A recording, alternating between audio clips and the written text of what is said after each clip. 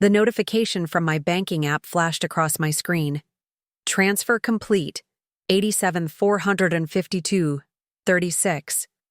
My hands trembled slightly as I set my phone face down on the kitchen counter. I took a deep breath, watching the afternoon sunlight stream through. The bay windows of the home I shared with my husband of 7 years. The weight of the decision I'd just made pressed heavily on my shoulders, but also brought an unexpected sense of peace. I'd love to know which corner of the globe you're watching from. And if this story speaks to you, make sure to subscribe. Tomorrow's video is one you absolutely can't miss. For 3 years, I'd been secretly setting aside money from my salary. As a hospital administrator, building a fund that would change my in-laws' lives forever. 3 years of careful budgeting, of taking extra weekend shifts, of passing up vacations, all to pay off the crushing medical debt that had been slowly destroying Tyler's parents since his father's heart attack. Tyler didn't know. He had no idea that his parents' financial burden was about to be lifted. I wanted it to be a surprise for everyone at the anniversary dinner we had planned for this weekend. A gift that would finally bring his family the security they'd lost years ago. But now, staring at the kitchen clock, 3:42 p.m. on a Wednesday, I wondered why my husband's car was in the driveway. Tyler never came home this early from his job. At the architectural engineering firm, something was wrong. "Sarah, where are you?" Tyler's voice echoed from the entryway, lacking its usual warmth. I quickly closed the banking app and slid my phone into my pocket. "In the kitchen. You're home early." Tyler appeared in the doorway, his tall frame silhouetted against the hallway. Light. His normally immaculate appearance, the pressed shirts and carefully coordinated ties he insisted on even for casual Fridays, looked rumpled. His dark hair, usually styled with precision, stuck up in places as if he'd been running his hands through it repeatedly. But it was his eyes that sent a chill through me. Cold, distant, like he was looking at a stranger. "We need to talk." His voice was flat, emotionless. Those 4 words, the universal prelude to devastation. My mind raced through possibilities. Was he sick? Has something happened at work? Was it his parents? What's wrong? Did something happen?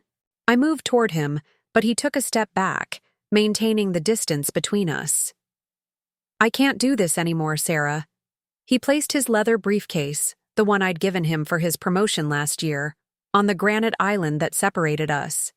"I've been thinking about this for months, and I've made my decision." The kitchen suddenly felt too large, the space between us expanding into an uncrossable void. "What are you talking about? What decision?" "I'm leaving. Us. This." He gestured, vaguely between us. The platinum wedding band on his left hand catching the afternoon light. The same ring I'd saved for 6 months to buy when we were just starting out, when we lived in that tiny 1-bedroom apartment where the heat barely worked in winter. I gripped the edge of the counter, steadying myself. "Tyler, if this is about money, about your parents' situation—" "It's not about the money," he interrupted sharply. "It's about us. We want different things. We're heading in different directions." My mind raced, searching for warning signs I'd missed.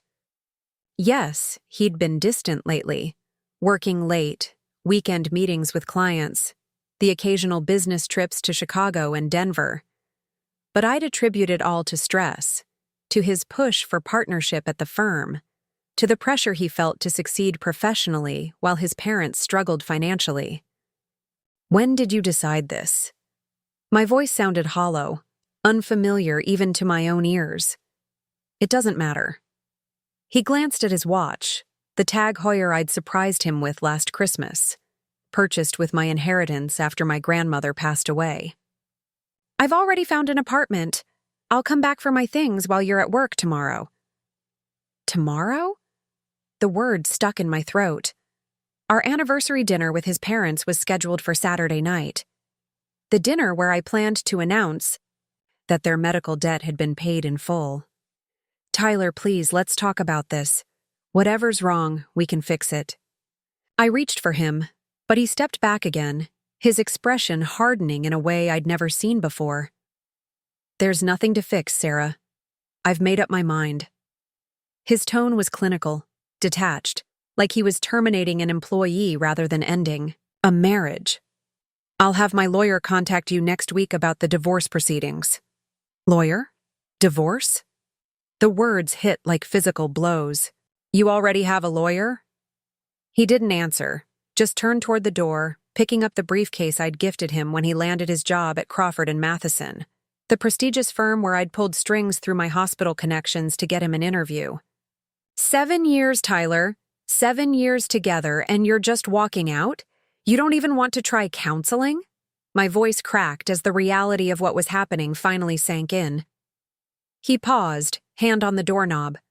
For a moment, I thought I saw something flicker in his eyes, regret perhaps or doubt, but it vanished quickly, replaced by that same empty stare. It wouldn't help. "Goodbye, Sarah." The door closed behind him with a soft click, such an anticlimactic sound for a life-altering moment. I stood frozen in our kitchen, our beautiful kitchen with the quartz countertops he'd insisted on when we renovated last year.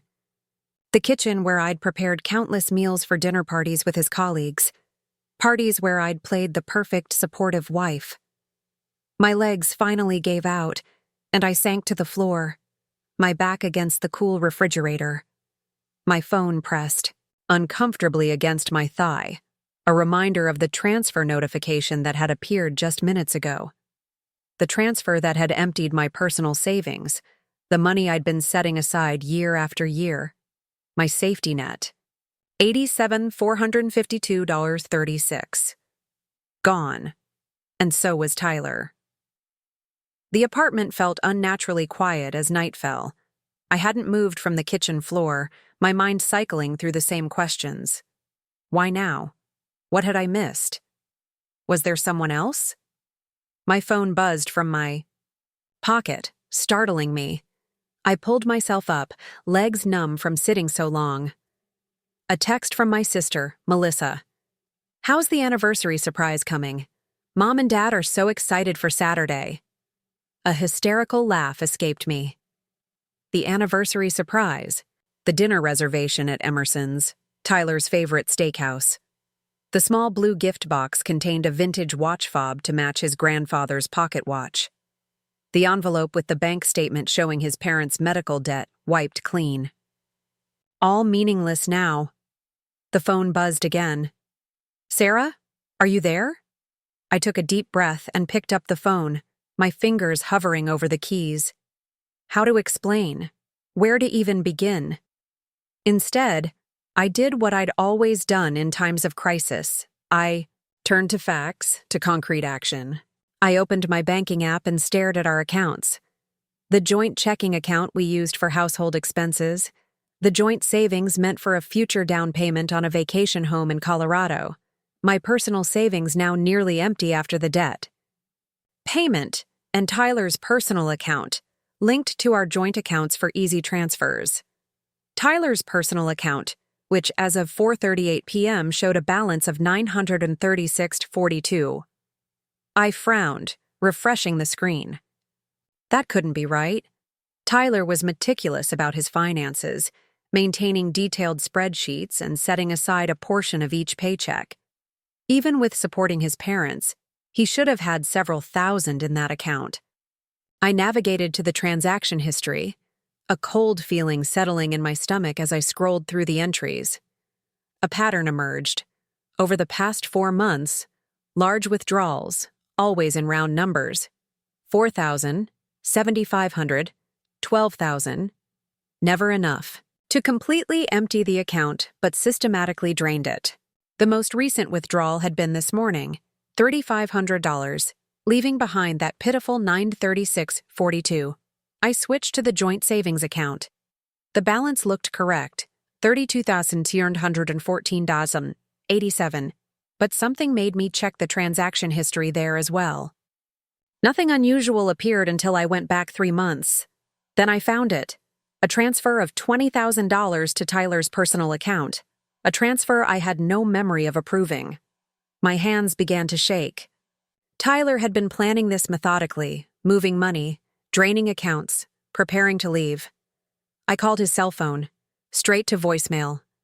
I tried again. Same result. A text then. Tyler, I know you took money from our accounts. We need to talk about this now. No response. I tried a different approach. I just paid off your parents' entire medical debt. All of it. Please come home so we can talk. Minutes passed. Nothing.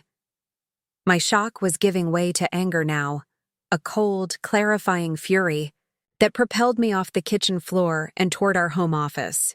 Tyler kept all our important documents in a filing cabinet, organized with his typical precision. I pulled open the drawer labeled Financial and began rifling through folders. Our tax returns, insurance policies, the deed to our house, investment, statements.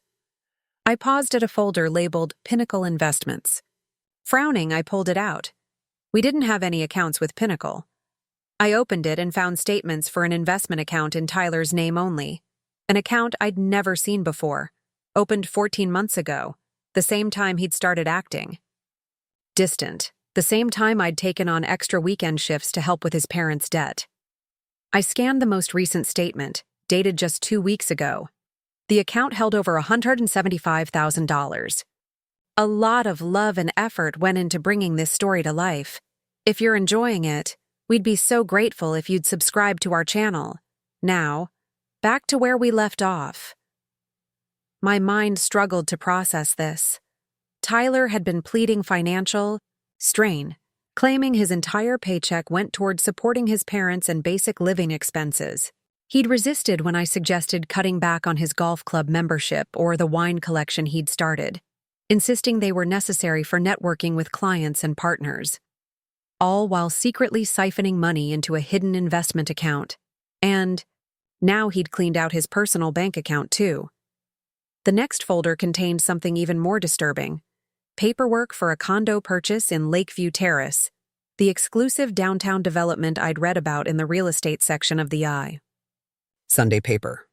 Tyler's signature was on the documents, dated 1 month ago. The purchase price, $625,000.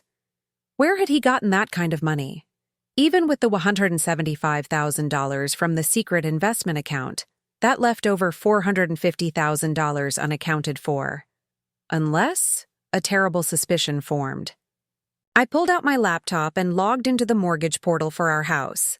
We refinanced last year to take advantage of lower interest rates. What I found made me physically ill. Tyler had taken out a home equity line of credit 2 months ago for $450,000 against our house, using a power of attorney I'd signed when he claimed he needed it to handle some repairs while I was at a healthcare administration conference in Phoenix. The walls seemed to close in around me. This wasn't just Tyler leaving me. This was calculated theft, methodical deception that had been going on for at least 14 months. And I, focused on my career and paying off his parents' debt, had missed it completely. My phone rang, jolting me from my horrified trance. Melissa's name flashed on the screen. Sarah, what's going on? You never answered my text. You're scaring me. He's gone, I finally managed, my voice barely a whisper. What? Who's gone? Tyler. He left me. And I think he stole all our money. Silence on the other end, then. I'm coming over. Don't do anything until I get there. I ended the call and sat motionless, surrounded by the evidence of Tyler's betrayal. The condo paperwork, the secret investment account, the equity line of credit I'd known nothing about. And somewhere in the house, still in its gift wrap, was a small blue box containing a vintage watch fob for a man who had been planning his escape, while I'd been planning our anniversary celebration. A man who'd emptied his bank account hours before, walking out the door for the last time. Melissa arrived in record time, using the key I'd given her years ago. She found me still sitting on the office floor, papers spread around me like the aftermath of a financial tornado. Oh my God, Sarah. She surveyed the scene, her face paling as she picked up the condo purchase agreement. What the hell? He bought a condo? And took out a $450,000 line of credit against our house, I said numbly. And has a secret investment account with $175,000 in it. She knelt beside me, pushing aside papers to take my hands. Start from the beginning. What happened today? Told her everything. The debt payment, Tyler's abrupt departure, the discoveries I'd made afterward. As I spoke, her expression shifted from concern to outrage. That calculating bastard, she finally said. He let you pay off his parents' debt knowing he was leaving, and he's been hiding money all this time? According to these, I gestured, to the investment statements, for at least 14 months. Melissa's eyes narrowed. The same time he started working late so often. She made air quotes around the words, the implication clear. But I'd been so focused on the financial betrayal that I hadn't even considered that aspect yet. You think there's someone else? I don't know, but I wouldn't be surprised. She began gathering the scattered documents. What I do know is that you need a lawyer, a good one, not tomorrow, not next week, tonight. She was already pulling out her phone. Jason's firm has a partner who specializes in high-asset divorces. Considering what Tyler's done, I think this qualifies as an emergency. She was referring to her husband who worked at one of the city's top law firms, and we need to freeze whatever accounts we can before Tyler can do any more damage. Her decisiveness cut through my shock. This was why Melissa had been my rock. Since childhood, she was the action to my analysis, the push to my pause.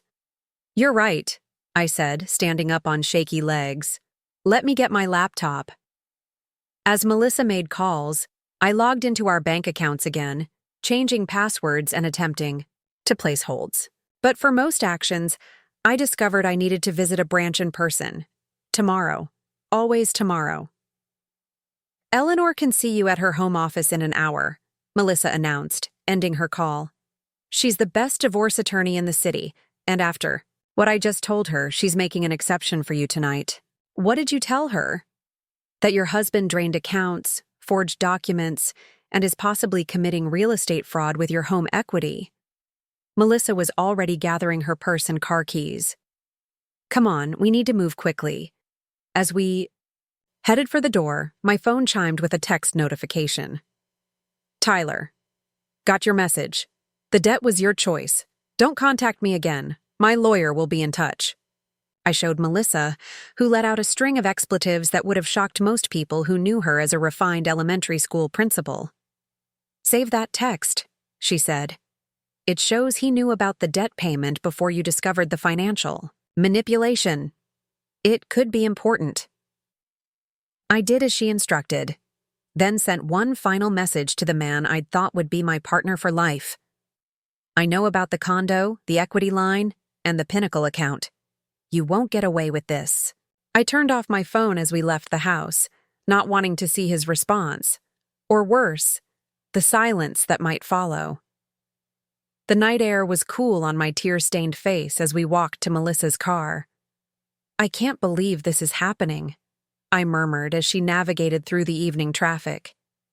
Yesterday, everything was normal. I was planning our anniversary, paying off his parents' debt, thinking about our future. Tyler has been planning this for a long time, Melissa said, her voice gentle but firm. This isn't a spontaneous decision. This is calculated. 14 months, I repeated, the timeline now burned into my consciousness. That's when he started acting differently, when I thought he was just stressed about work and money. And when you started taking extra shifts to help with his parents' debt, Melissa added, anger edging her words. The pieces were coming together in my mind, a horrible mosaic of deception. He let me work myself to exhaustion paying off his parents' debt while he was stockpiling money in secret accounts and buying luxury real estate. Melissa nodded grimly. Then a new thought struck me, even more disturbing than the ones before. Melissa, the condo purchase was a month ago. The final payment isn't due until closing, which is usually 30 to 60 days later. She glanced at me, understanding dawning in her eyes. So he might have been waiting for me to pay off his parents' debt, I finished. He timed his departure. He waited until I cleared his family's financial burden, making him more attractive in his new life with his new condo. And who knows what else? Or who else? Melissa added grimly. The thought that had been hovering at the edges of my consciousness finally broke through. There has to be someone else. This kind of planning, the secrecy, the timing. Let's not jump to conclusions yet, Melissa said, though her tone suggested she'd already made the same leap. Right now, let's focus on protecting what's left of your assets and building a case for financial fraud. We pulled up to an elegant Victorian in one of the city's oldest neighborhoods. Light spilled from the windows and the front door opened as we approached. A woman in her 50s with silver-streaked auburn hair and a tailored pantsuit stood in the doorway. "Sarah, I'm Eleanor Prescott. Come in." Her voice was kind but commanding, the voice of someone used to taking control of chaotic situations. "We have a lot to discuss." I took a deep breath and stepped over the threshold, leaving behind the life I thought I knew and moving toward an uncertain future. One where the husband I'd supported and loved had not just walked out. He'd strategically demolished our life together while building himself a new one with the ruins. As Eleanor led us into a home office lined with law books and framed credentials, I felt a strange calm settle over me. The shock was receding, giving way to a cold clarity. Tyler had underestimated me. He thought I would collapse, fall apart, be too devastated by his departure to look closely at the financial wreckage he'd left behind. He was wrong. I'd built myself up from nothing before. The scholarship student who'd worked multiple jobs through college, who'd established herself as a respected hospital administrator before age 30. I could do it again, and this time, I wouldn't just rebuild. I would make sure Tyler faced the consequences of his actions. "Before we begin," Eleanor said, taking a seat behind her desk and opening a laptop, "I need you to understand something. Based on what Melissa has told me, what your husband has done may constitute criminal fraud. This isn't just about divorce, it's about potential criminal charges."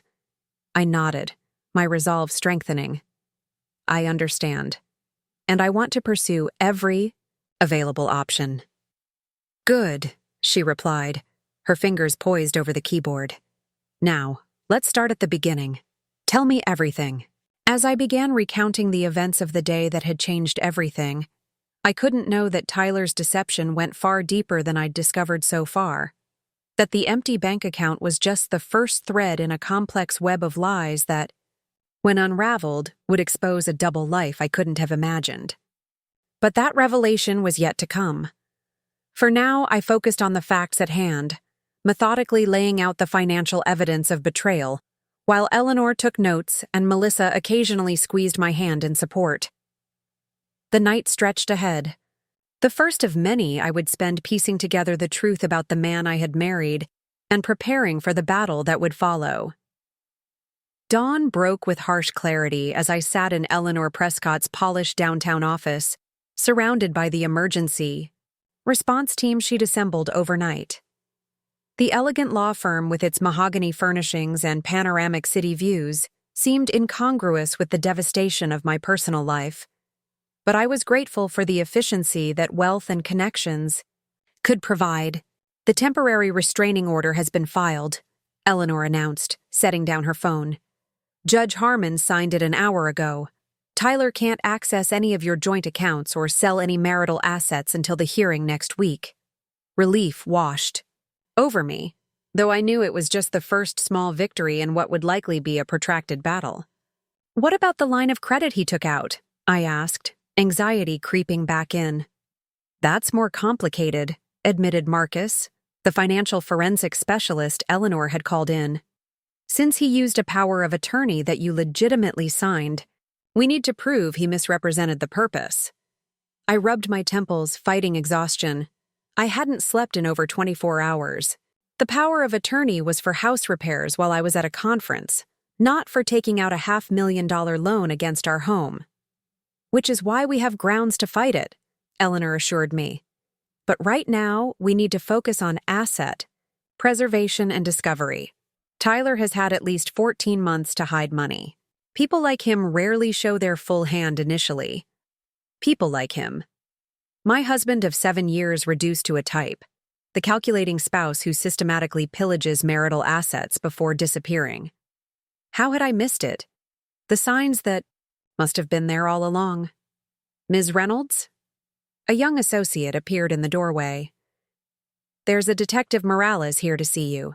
He says it's about your husband. A detective? Eleanor and I exchanged glances. Show him in, Eleanor instructed, then turned to me. Let me do most of the talking. Detective Morales was not what I expected. No rumpled trench coat or world-weary expression. Instead, he was a trim, precise man in his 40s, wearing a well-tailored suit almost as expensive as Tyler's. Mrs. Reynolds, he began after introductions. I understand your husband left you yesterday afternoon? Yes, but how? I'm with financial crimes, he explained, taking the seat offered. Your husband's name came up in an ongoing investigation. When we went to your house this morning, your neighbor informed us of your domestic situation. The clinical description of my marriage's implosion made me flinch. What investigation? Eleanor asked directly. Detective Morales glanced at me, then at Eleanor, who nodded slightly. We've been looking into suspicious transactions at Rivercrest Development, particularly involving their Lakeview Terrace project. My heart skipped. The condo development. Tyler bought a unit there last month, I said quietly. Yes, through an LLC registered in Delaware. His dark eyes assessed me carefully. Were you aware of this purchase? No. I just discovered it last night among his papers. What about Meridian Group? Does that name mean anything to you? I shook my head, but Marcus straightened in his chair. Meridian Group is the primary investor in Lakeview Terrace, he explained. They're based out of Seattle, but they've been aggressively expanding into Midwest real estate development. Detective Morales nodded. Mr. Reynolds's firm, Crawford and Matheson, has been the architectural consultant on several Meridian Group projects, including Lakeview Terrace. We've identified multiple irregular payments between Meridian subsidiaries and various shell companies.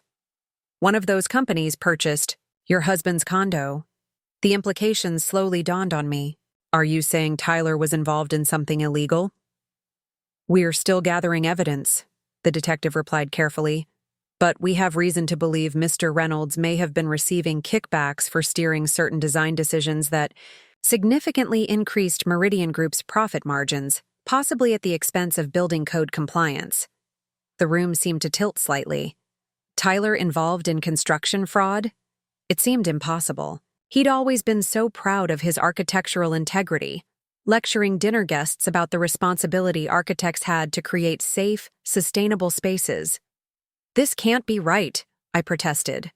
Tyler wouldn't compromise on building safety. Detective. Morales's expression remained neutral.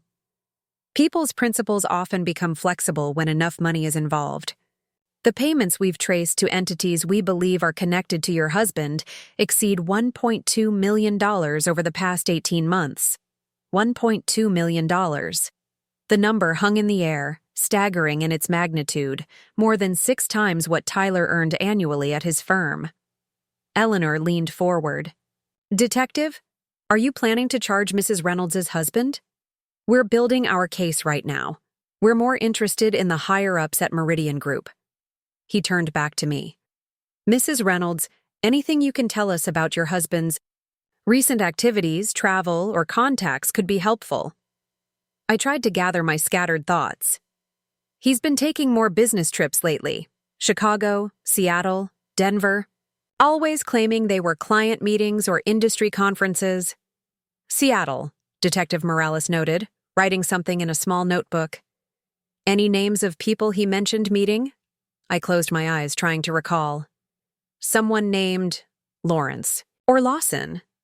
Tyler said he was a potential major client. And a woman. Vanessa, I think. He said she was Meridian's project liaison. Vanessa Mitchell, the detective said, his tone sharpening. Have you ever met her? No. Tyler kept his work life very separate. A memory surfaced. Tyler changing his phone's lock screen password 9 months ago, claiming it was a new company security protocol. Detective, do you think Tyler left because he knew you were investigating? It's possible. We've been interviewing people at Crawford and Matheson this week. Word might have gotten back to him. He handed me his card. If you remember anything else, or if your husband contacts you, please call me directly. After Detective Morales left, I sat in stunned silence, trying to reconcile this new information with the man I thought I'd married. Had I ever really known Tyler at all? This changes things, Eleanor said finally. Financial crimes investigations can freeze assets for years. We need to act quickly to distinguish legitimate marital assets from possibly tainted funds. I don't understand, I said, my voice hollow. Why go through with buying the condo if he was under investigation? Why not just take the money and run? Marcus looked up from his tablet. The condo purchase might have been part of the money laundering operation. Buy property with dirty money, sell it later as a legitimate transaction, clean money comes out. Or, Eleanor added, he didn't realize how close the investigation was. Either way, it gives us leverage. Tyler has a lot more to lose now than just a divorce settlement. My phone vibrated with a text message. I'd turned it back on before meeting with Eleanor this morning, half expecting more messages from Tyler. Instead, the text was from a number I didn't recognize. He's not who you think he is. Neither am I. We should talk. VM. VM Vanessa Mitchell, the Meridian Group liaison Detective Morales had mentioned? I showed the message to Eleanor, whose eyebrows rose. Don't respond yet. Let me consult with Detective Morales first. Before she could say more, her office phone rang. She answered, listened briefly, then hung up with a puzzled expression. Your hospital CEO is in the reception area, a Dr. William Kaplan? I frowned, confused. What's he doing here? He says it's urgent and relates to your situation. Minutes later, Dr. Kaplan swept into the office, his imposing presence at odds with his gentle demeanor. At 62, he ran St. Luke's Medical Center with the same precision and compassion he'd once applied to cardiac surgery as one of the country's foremost heart specialists. Sarah, thank God. He embraced me briefly. I came as soon as I heard. Heard what? How did you even know I was here? Melissa called my office this morning. He glanced at Eleanor and Marcus. I have information that might be relevant to your case. Information about Tyler. My stomach tightened. What about him? Dr. Kaplan took a deep breath. 3 weeks ago, the hospital's compliance department received a complaint about inappropriate use of hospital connections. A company called Meridian Group was claiming they had special access to hospital infrastructure planning through a staff spouse. Tyler, I whispered. He nodded grimly. They specifically mentioned Mrs. Reynolds' husband in their promotional materials for international investors. They were implying that your connection to the hospital's Infrastructure Modernization Committee gave them insider information. The Infrastructure Modernization Committee, a multidisciplinary initiative I'd helped launch 2 years ago, bringing together medical staff, architects, civil engineers, and technology specialists to advise on sustainable healthcare facility development. But Tyler has no access to the IMC's plans, I protested. I've never discussed confidential projects with him. Of course not, Dr. Kaplan agreed. But Meridian was telling potential investors otherwise. The board launched a quiet investigation, wanting to handle it discreetly to protect your reputation. The pieces clicked into a horrible place. That's why Tyler left now, not just to avoid the police investigation, but because he knew the hospital was investigating him too. And possibly tipped off the police investigation as well, Eleanor added. The board was planning to speak with you next week, Dr. Kaplan continued. But when Melissa told me what happened, I realized you needed to know immediately. I closed my eyes, feeling the walls of Tyler's deception closing in from yet another direction. He had not only stolen our money and potentially engaged in construction fraud, he'd exploited my professional reputation to do it. "There's something else?" Dr. Kaplan said hesitantly. "Something I've suspected for a while but had no proof of." "What is it?" "Do you remember last spring when Tyler accompanied you to the Healthcare Innovation Gala?" I nodded. Tyler had been uncommonly insistent about attending what was usually a tedious affair. He spent most of the evening talking with Dr. Chen from Biomedical Engineering. Dr. Chen specializes in hospital structural safety systems, I finished. The implications hitting me. His team designs the seismic and disaster-resistant elements of medical facilities. Exactly. Dr. Chen mentioned to me later that your husband asked very specific questions about the safety redundancy protocols, essentially, how to reduce them while still passing inspections. The nausea that had been threatening all morning finally overwhelmed me. I barely made it to the wastebasket before emptying what little remained in my stomach. "I'm sorry," Dr. Kaplan said, handing me a tissue when I straightened. I should have said something sooner, but it seemed speculative. At the time. "No, I'm grateful you told me." I wiped my mouth, a cold clarity replacing the sickness. "We need to tell Detective Morales about this immediately." As Eleanor made the call, my phone vibrated with another text from the unknown number. "Time is running out. Tyler isn't just leaving you. He's leaving the country tonight. Private airfield outside the city. I can help you stop him. Meet me at Riverside Cafe at 2 p.m. Come alone. VM." I showed Eleanor the message when she finished her call.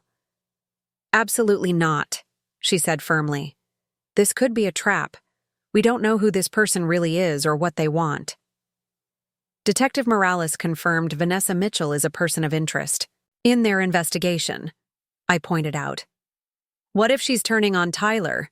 This might be our only chance to stop him before he disappears with everything." "Detective Morales is sending someone to the cafe," Eleanor countered. "Let the professionals handle this." But a stubborn determination had taken root within me. For 14 months, I'd been blind to Tyler's manipulations, his systematic betrayal. I'd worked myself to exhaustion paying off his parents' debts while he stockpiled stolen money. I'd defended his long hours and business trips while he plotted his escape. No more. "I need to see this through," I said, gathering my purse. "I need answers." "Sarah, this is a matter for law enforcement now," Eleanor argued. "You could be walking into danger." "The police will be there," I reminded her. "But this Vanessa asked for me specifically. She might not talk if I don't show up." Eleanor recognized the resolve in my voice. "At least let me send one of our investigators with you." I agreed to that compromise, and 2 hours later, I sat at a table in the Riverside Cafe, a nondescript coffee shop overlooking the city's murky river. Eleanor's investigator, a former police detective named Jackson, occupied a table near the door, pretending to read a newspaper. 2 plainclothes officers from Detective Morales' team were positioned strategically around the small cafe. At precisely 2 p.m., a woman entered and surveyed the room with practiced efficiency. Tall and slim with sleek blonde hair pulled into a severe ponytail, she wore oversized sunglasses despite the cafe's dim interior. She spotted me immediately and walked directly to my table. "Mrs. Reynolds," she said, her accent faintly southern. "Thank you for coming." She removed her sunglasses, revealing sharp, intelligent eyes that assessed me frankly. "Vanessa Mitchell?" I asked. She nodded once, sliding into the chair opposite me. "I don't have much time, so I'll be direct. Your husband has been working with Meridian Group for 18 months, helping them cut corners on building materials while certifying the designs as code compliant." "Why are you telling me this?" "Because Tyler got greedy. The original arrangement was purely professional. We paid him as a consultant. But then he became personally involved. The emphasis she placed on personally made my stomach clench. With you? A flicker of surprise crossed her face. No, with Lawrence Kincaid, Meridian's CEO. It began as a business relationship but evolved into something more intimate. Though I'd suspected Tyler might be having an affair, hearing it confirmed, and learning it was with a man, still felt like a physical blow. Not because of the gender, but because of the sheer magnitude of the deception. Our entire marriage had been built on a foundation of lies. How long? I managed. About a year.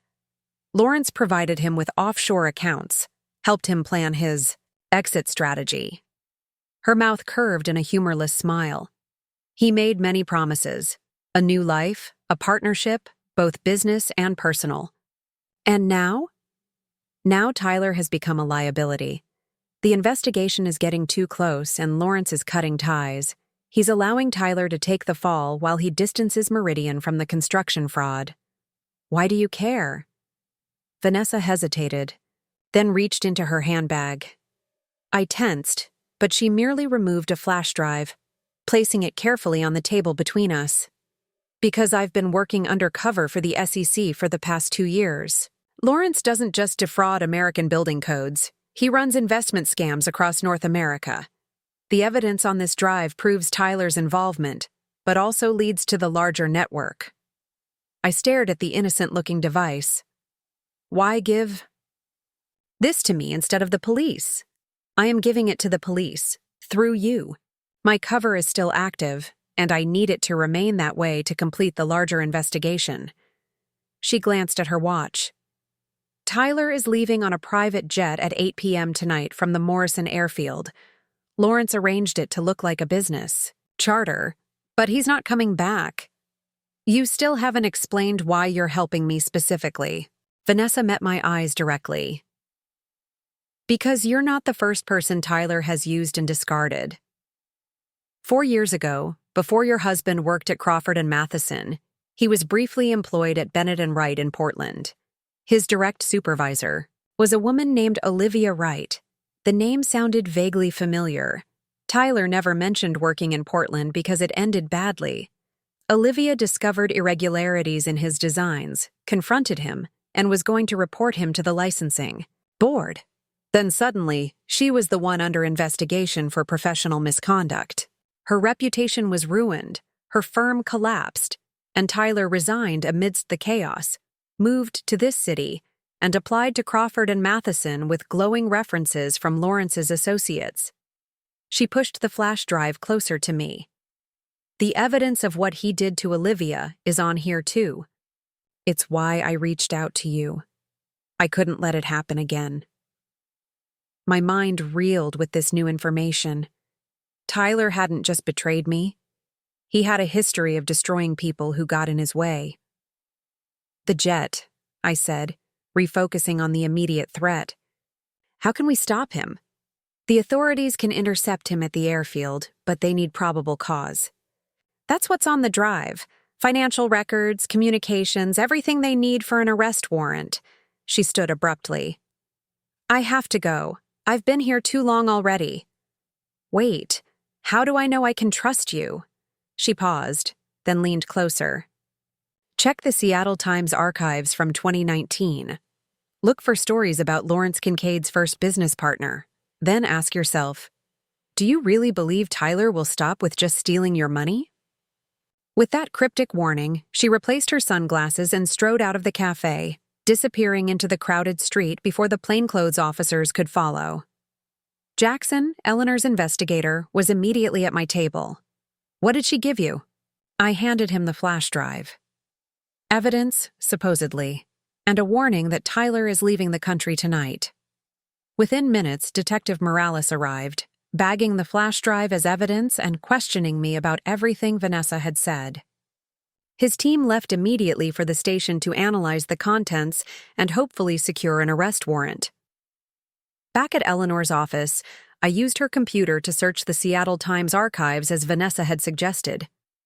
The headline from March 2019 made my blood run cold. Prominent developer missing after boating accident. James Foster presumed dead. The article detailed how James Foster, co-founder of Meridian Group, had fallen from his yacht during a storm. His body was never recovered. His business partner, Lawrence Kincaid, inherited the company and Foster's stake, estimated at $75 million. The investigation ruled it an accident, though some unnamed sources questioned the circumstances. Lawrence, the name Tyler had mentioned in connection with Meridian Group, not a client, but a lover. A man whose first business partner had mysteriously disappeared. A man who had helped my husband systematically drain our accounts while planning their new life together.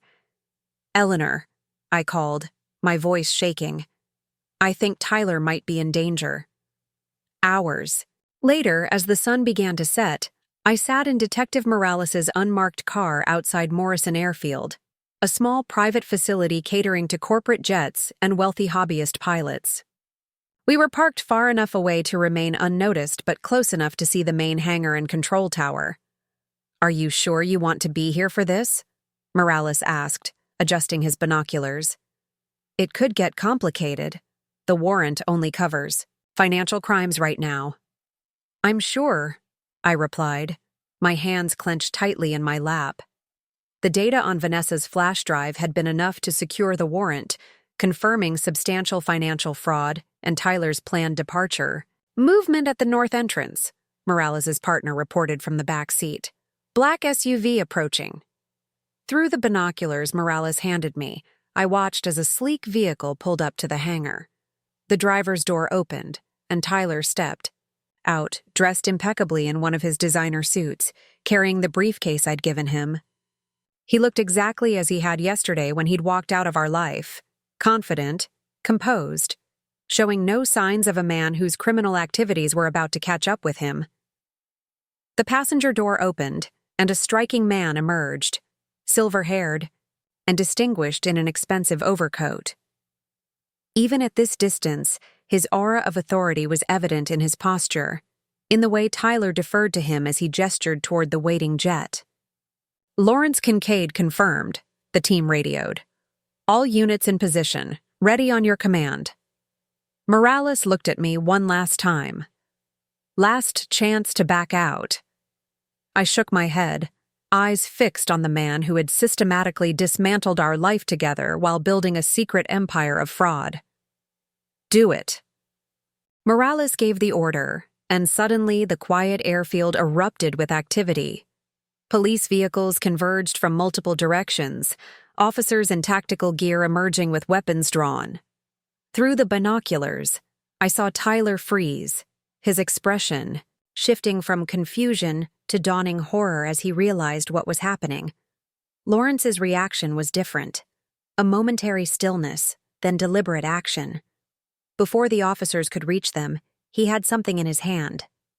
Tyler turned toward him, and even from this distance I could read the shock in his body language. "He's armed!" Morales barked into his radio, throwing open his car door. "All units are armed!" I watched, paralyzed, as Tyler backed away from Lawrence, his hands raised. Whatever partnership they'd planned was clearly dissolving before my eyes. Lawrence had never intended for both of them to escape. Tyler was his scapegoat, just as Vanessa had warned. The officers closed in, shouting commands. Lawrence slowly lowered his weapon, his calculated grace evident even in surrender. Tyler was forced to his knees, hands behind his head, the carefully constructed facade of his life collapsing as handcuffs closed around his wrists. As they were led to separate police vehicles, Tyler looked up and somehow, impossibly, his eyes found mine in the gathering darkness. Even at this distance, I could see the moment of recognition, the realization that I, the wife he'd underestimated, the woman he'd betrayed, had played a role in his downfall. Detective Morales returned to the car. "It's done. They're both in." "Custody." I nodded, a complex emotion I couldn't name washing over me. Not satisfaction exactly, not justice, but perhaps the first step toward closure. "What happens now?" I asked. "Now we follow the money," Morales replied. Your husband's cooperation could make a significant difference in his sentencing. He might be motivated to talk. As we drove away from the airfield, leaving behind the man I'd once believed would be my partner for life, my phone chimed with an email notification. It was from an address I didn't recognize, sent just minutes ago. The money Tyler stole from you is in an account at First Cayman Bank. Account details. Attached. This makes us even. VM I showed Morales, who immediately called it into his financial crimes team. If this is legitimate, we might be able to recover your funds before they disappear into the offshore banking system. I leaned back against the seat, emotionally drained, yet strangely calm. In just 36 hours, my entire life had been upended, revealing deceptions more elaborate than I could have imagined. My husband was in custody facing serious criminal charges. The money he'd stolen might be recoverable. The home equity line of credit could potentially be invalidated. But the marriage, the trust, the 7 years I'd invested in a relationship built on lies, those were gone forever. As night fell completely, I realized that tomorrow would have been the anniversary dinner with Tyler's parents, the day I'd planned to surprise everyone with the debt-free announcement. Instead, I'd helped arrest Tyler at an airfield as he attempted to flee the country with his lover. Life had a certain irony sometimes. Ready to go home? Morales asked as we approached the city limits. Home. The house where just yesterday morning I'd still believed in my marriage, where evidence of Tyler's betrayal had been hiding in plain sight all along. No, I decided. Take me to Melissa's. Please, I can't face that house tonight. Tomorrow would bring new challenges, interviews with prosecutors, financial forensics, the beginning of divorce proceedings. But tonight, I needed the comfort of a friend who had stood by me when my world collapsed. Tomorrow, I would begin rebuilding my life from the ruins Tyler had left behind. Morning broke with hard clarity as I sat in Detective Morales' downtown office, surrounded by the evidence team he'd assembled. The fluorescent lights and institutional furniture contrasted sharply with Eleanor's elegant law firm, but the purpose was the same: to piece together the shattered remains of what I'd thought was my life. We've been analyzing the contents of the flash drive Ms. Mitchell provided, said Morales, sliding a folder across the table. What we've found confirms much of what she told you, but there's more. Much more. I opened the folder to find printouts of emails, financial statements, and architectural plans with handwritten modifications. Most disturbing were the side-by-side comparisons of original structural designs and what was actually built, discrepancies that wouldn't be visible but could prove catastrophic under the right conditions. These are load-bearing supports for the Lakeview Terrace buildings, I said, recognizing the basic architectural elements from Tyler's previous explanations of his work. The materials are completely different from what was specified. Cheaper. By about 40%, confirmed Lisa Chen, the structural engineering expert Morales had brought in, and significantly less resilient in case of earthquake, severe weather, or simple structural fatigue over time. And these changes were signed off by Tyler? I asked, though I already knew the answer. Yes, Morales confirmed. But he didn't act alone. We've traced similar modifications to 6 other projects across 3 states, all Meridian Group developments, all with sign-offs from various architects, engineers, and inspectors who received substantial payments through shell companies. A deliberate, systematic pattern of fraud, Eleanor noted, having joined us for this meeting to protect my interests. Exactly. Morales pulled up another document on his tablet. What's unusual is the meticulous documentation. Financial crimes of this magnitude usually involve attempts to obscure the paper trail. This reads more like someone was building a case. Vanessa Mitchell, I said. She mentioned working undercover for the SEC. We've confirmed that, Morales nodded. She's been embedded with Meridian Group for nearly 2 years. What she didn't tell you is that she's actually Agent Victoria Marquez with the FBI's Financial Crimes Division. The revelation shouldn't have surprised me, given everything else I'd learned in the past 48 hours, but somehow it still did. "There's something else," Morales continued, his expression grave. "We've found communications between your husband and Lawrence Kincaid discussing what they called the Sarah problem." My breath caught. "What kind of problem?" Morales hesitated, glancing at Eleanor. "They were discussing options for ensuring your non-interference once Tyler relocated to Seattle. The solutions ranged from financial, a generous divorce settlement to keep you quiet, to more concerning alternatives." "Such as?" I asked, though the sinking feeling in my stomach told me I already knew. Lawrence suggested that accidents can be more efficient than divorces, particularly for someone with medical connections who might have access to certain pharmaceuticals. The room seemed to tilt sideways. Tyler hadn't just been planning to leave me. He'd been considering options to permanently silence me. Did Tyler agree to this? My voice sounded distant, detached. "No," Morales said quickly. He shut down that line of discussion immediately. His exact words were, "That's not an option. I'll handle Sarah my way." Which apparently meant emptying accounts and leaving. Relief flooded me, followed immediately by disgust at feeling grateful that my husband had only chosen to steal from me rather than harm me physically. "That tracks with what we found in their text exchanges," added Agent Peter Walsh, another investigator on Morales's team. Kincaid repeatedly pushed for more permanent solutions to various problems. Tyler consistently redirected to financial or legal alternatives. "Is that supposed to make me feel better?" I asked, bitterness seeping into my voice. "That my husband drew the line at murder but was fine with fraud and theft?" "It's not about feeling better, Mrs. Reynolds," Morales said gently. "It's about understanding the dynamics between these two men. Kincaid is the driving force behind the most severe criminal activity. Your husband is guilty of many things, but the evidence suggests he was being manipulated by a more ruthless partner." "He's a grown man who made his choices," I responded, "including the choice to drain our accounts, take out a fraudulent loan against our home, and use my professional reputation to facilitate construction fraud." "Absolutely," Morales agreed. "And he'll face charges for those crimes.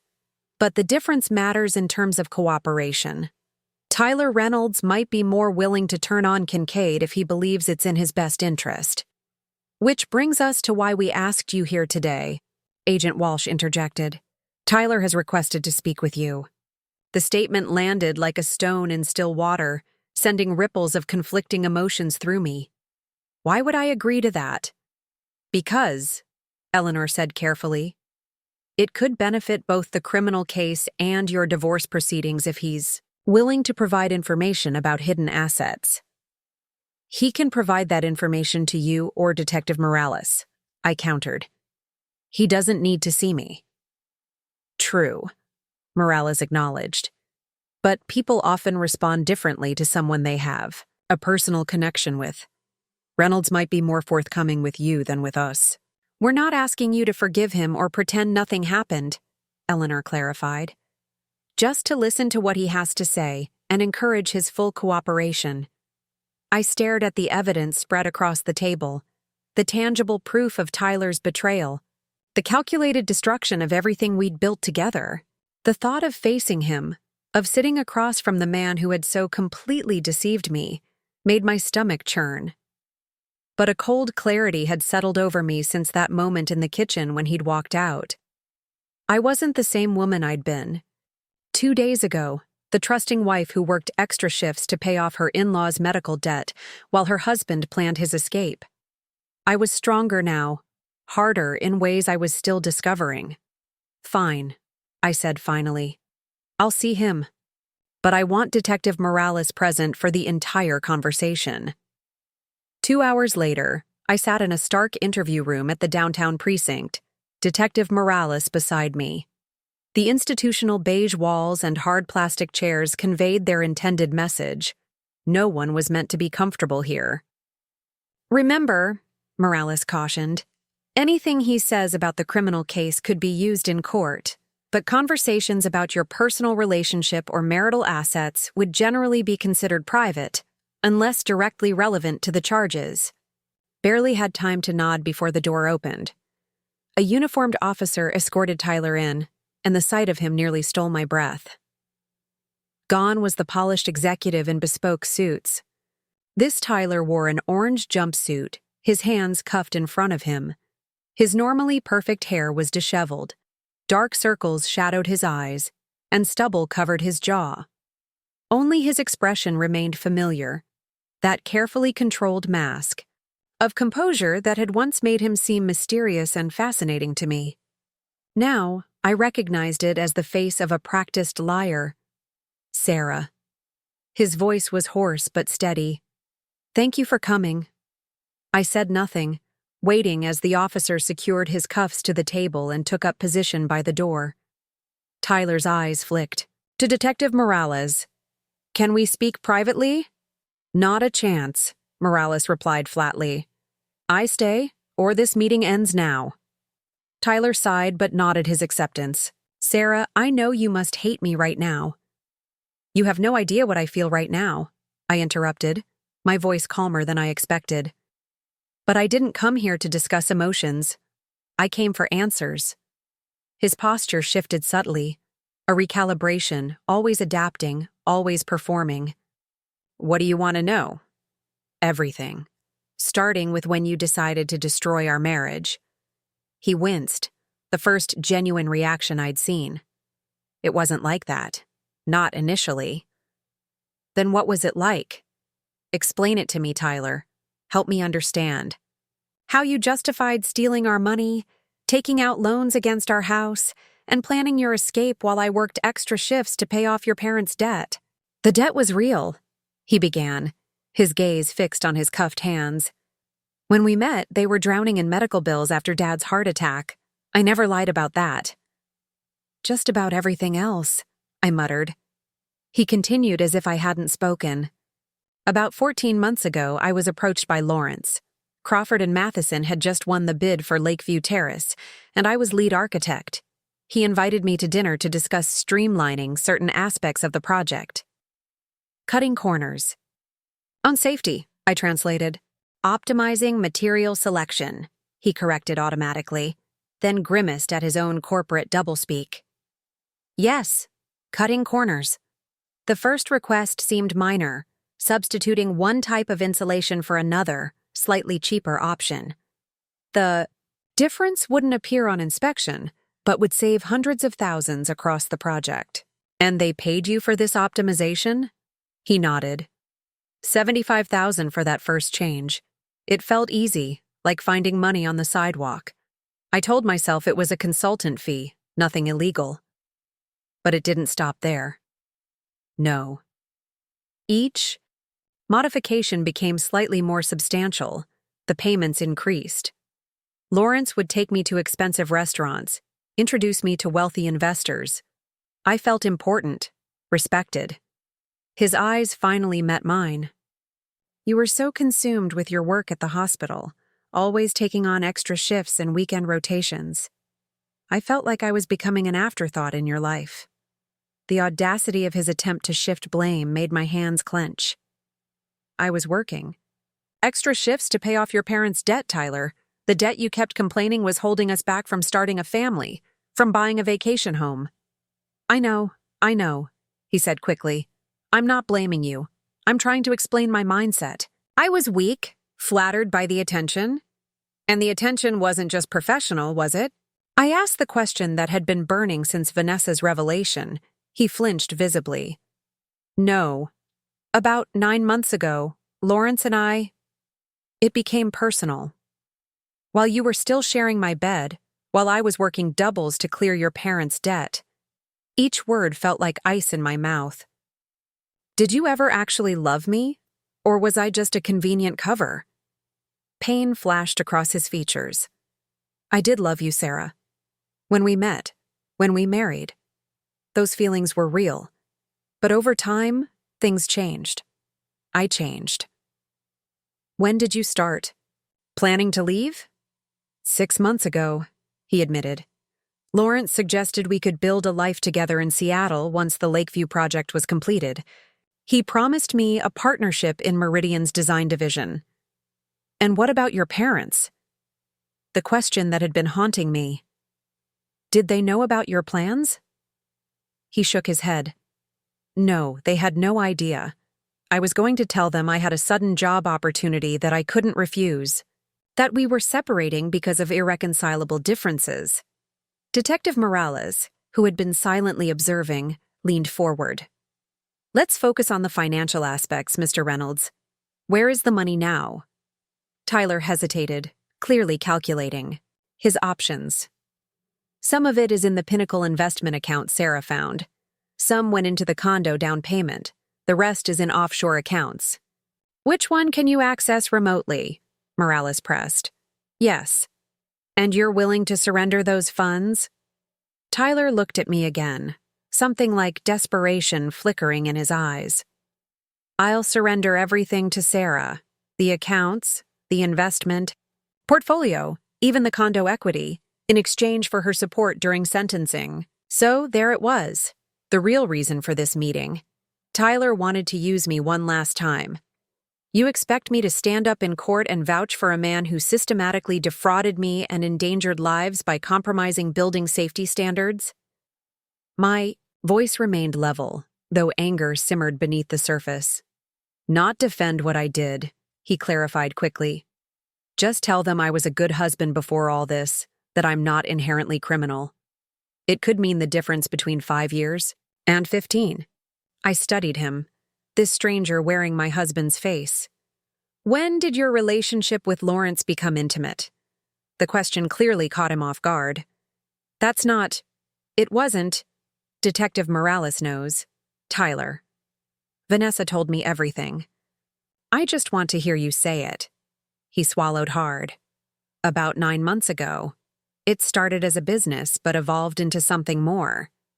While you were still sharing my bed, while I was teaching extra weekend shifts to help your family. Did you ever plan to actually leave with him, or was he using you all along? Pain flashed across his features. I thought we had a future together. He promised me partnership in Meridian's American division once things quieted down. I didn't realize until yesterday that I was just his fall guy. And what about Olivia Wright?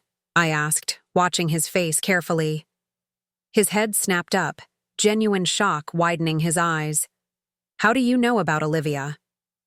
I know you sabotaged her when she discovered your unethical practices in Portland. I know you destroyed her career and her firm before moving here and starting fresh. Was that Lawrence's influence too? Or was that all you? Tyler seemed to physically deflate, slumping in his chair.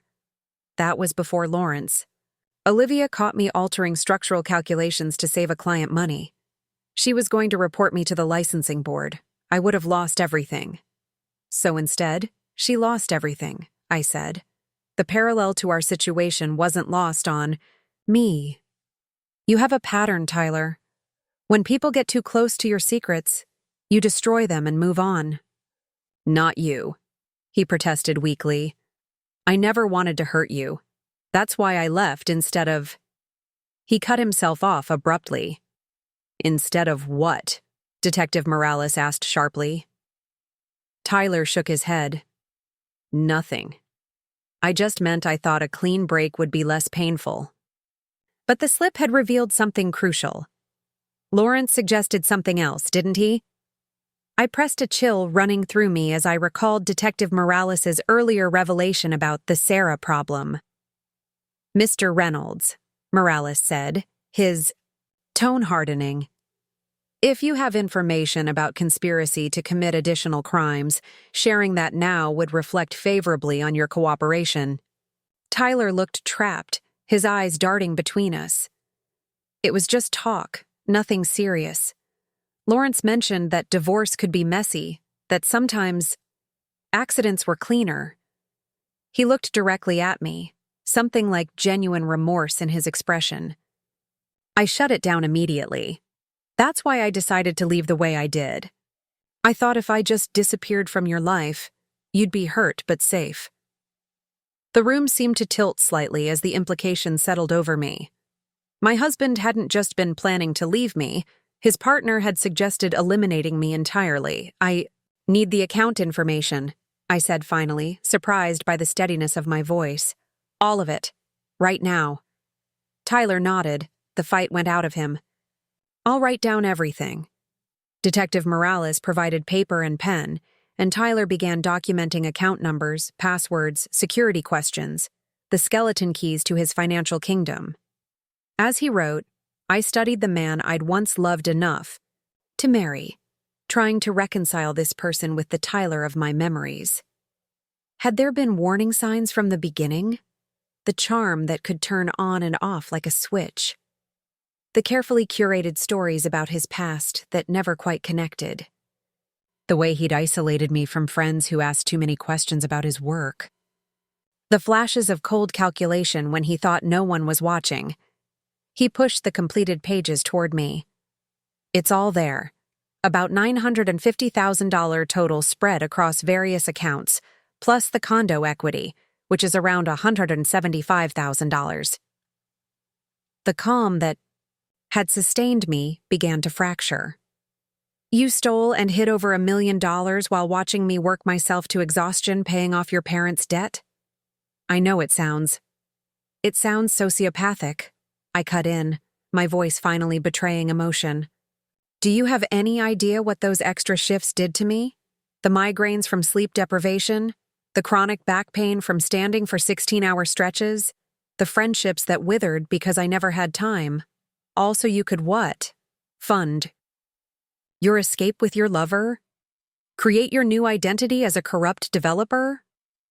For the first time, Tyler seemed truly affected. Sarah, save it for your sentencing hearing, I said, gathering the account information and standing. You won't be getting any character references from me. As I turned to leave, he called after me, desperation edging his voice. What? If I testify against Lawrence? Tell them everything about Meridian's operations? Would that change anything between us? I paused at the door, not turning back. Nothing will ever change what's between us now, Tyler. But cooperating fully might be your only chance at a future after prison. Detective Morales followed me out, closing the door on Tyler's stricken expression. In the hallway, he handed me a business card. This is Agent Samantha Wells from the FBI's Financial Crimes Unit. She'll help you recover the offshore funds before they can be moved again. I nodded my thanks, suddenly exhausted. What happens now with the case? The investigation expands. Meridian Group has projects in 6 states. If they've been compromising structural integrity across the board. He didn't need to finish the thought. The potential for disaster was obvious. And Lawrence? He's not talking yet, but we're building a case beyond what Mr. Reynolds can provide. He glanced back at the interview room. For what it's worth, I believe him about rejecting any plans to harm you. But that doesn't excuse anything. Else he's done. No, I agreed. It doesn't. Outside the precinct, I called Eleanor, updating her on the new financial information. She immediately connected me with Agent Wells, who efficiently walked me through the process of freezing and recovering the offshore assets. It won't happen overnight, Wells cautioned. But with the account details and passwords, we stand a good chance of securing most of the funds before they can be moved. By afternoon, I found myself in Dr. Kaplan's office at St. Luke's, explaining the situation to him and the hospital's legal counsel. The hospital's primary concern was potential liability and reputational damage from Tyler's claims of insider access to infrastructure planning.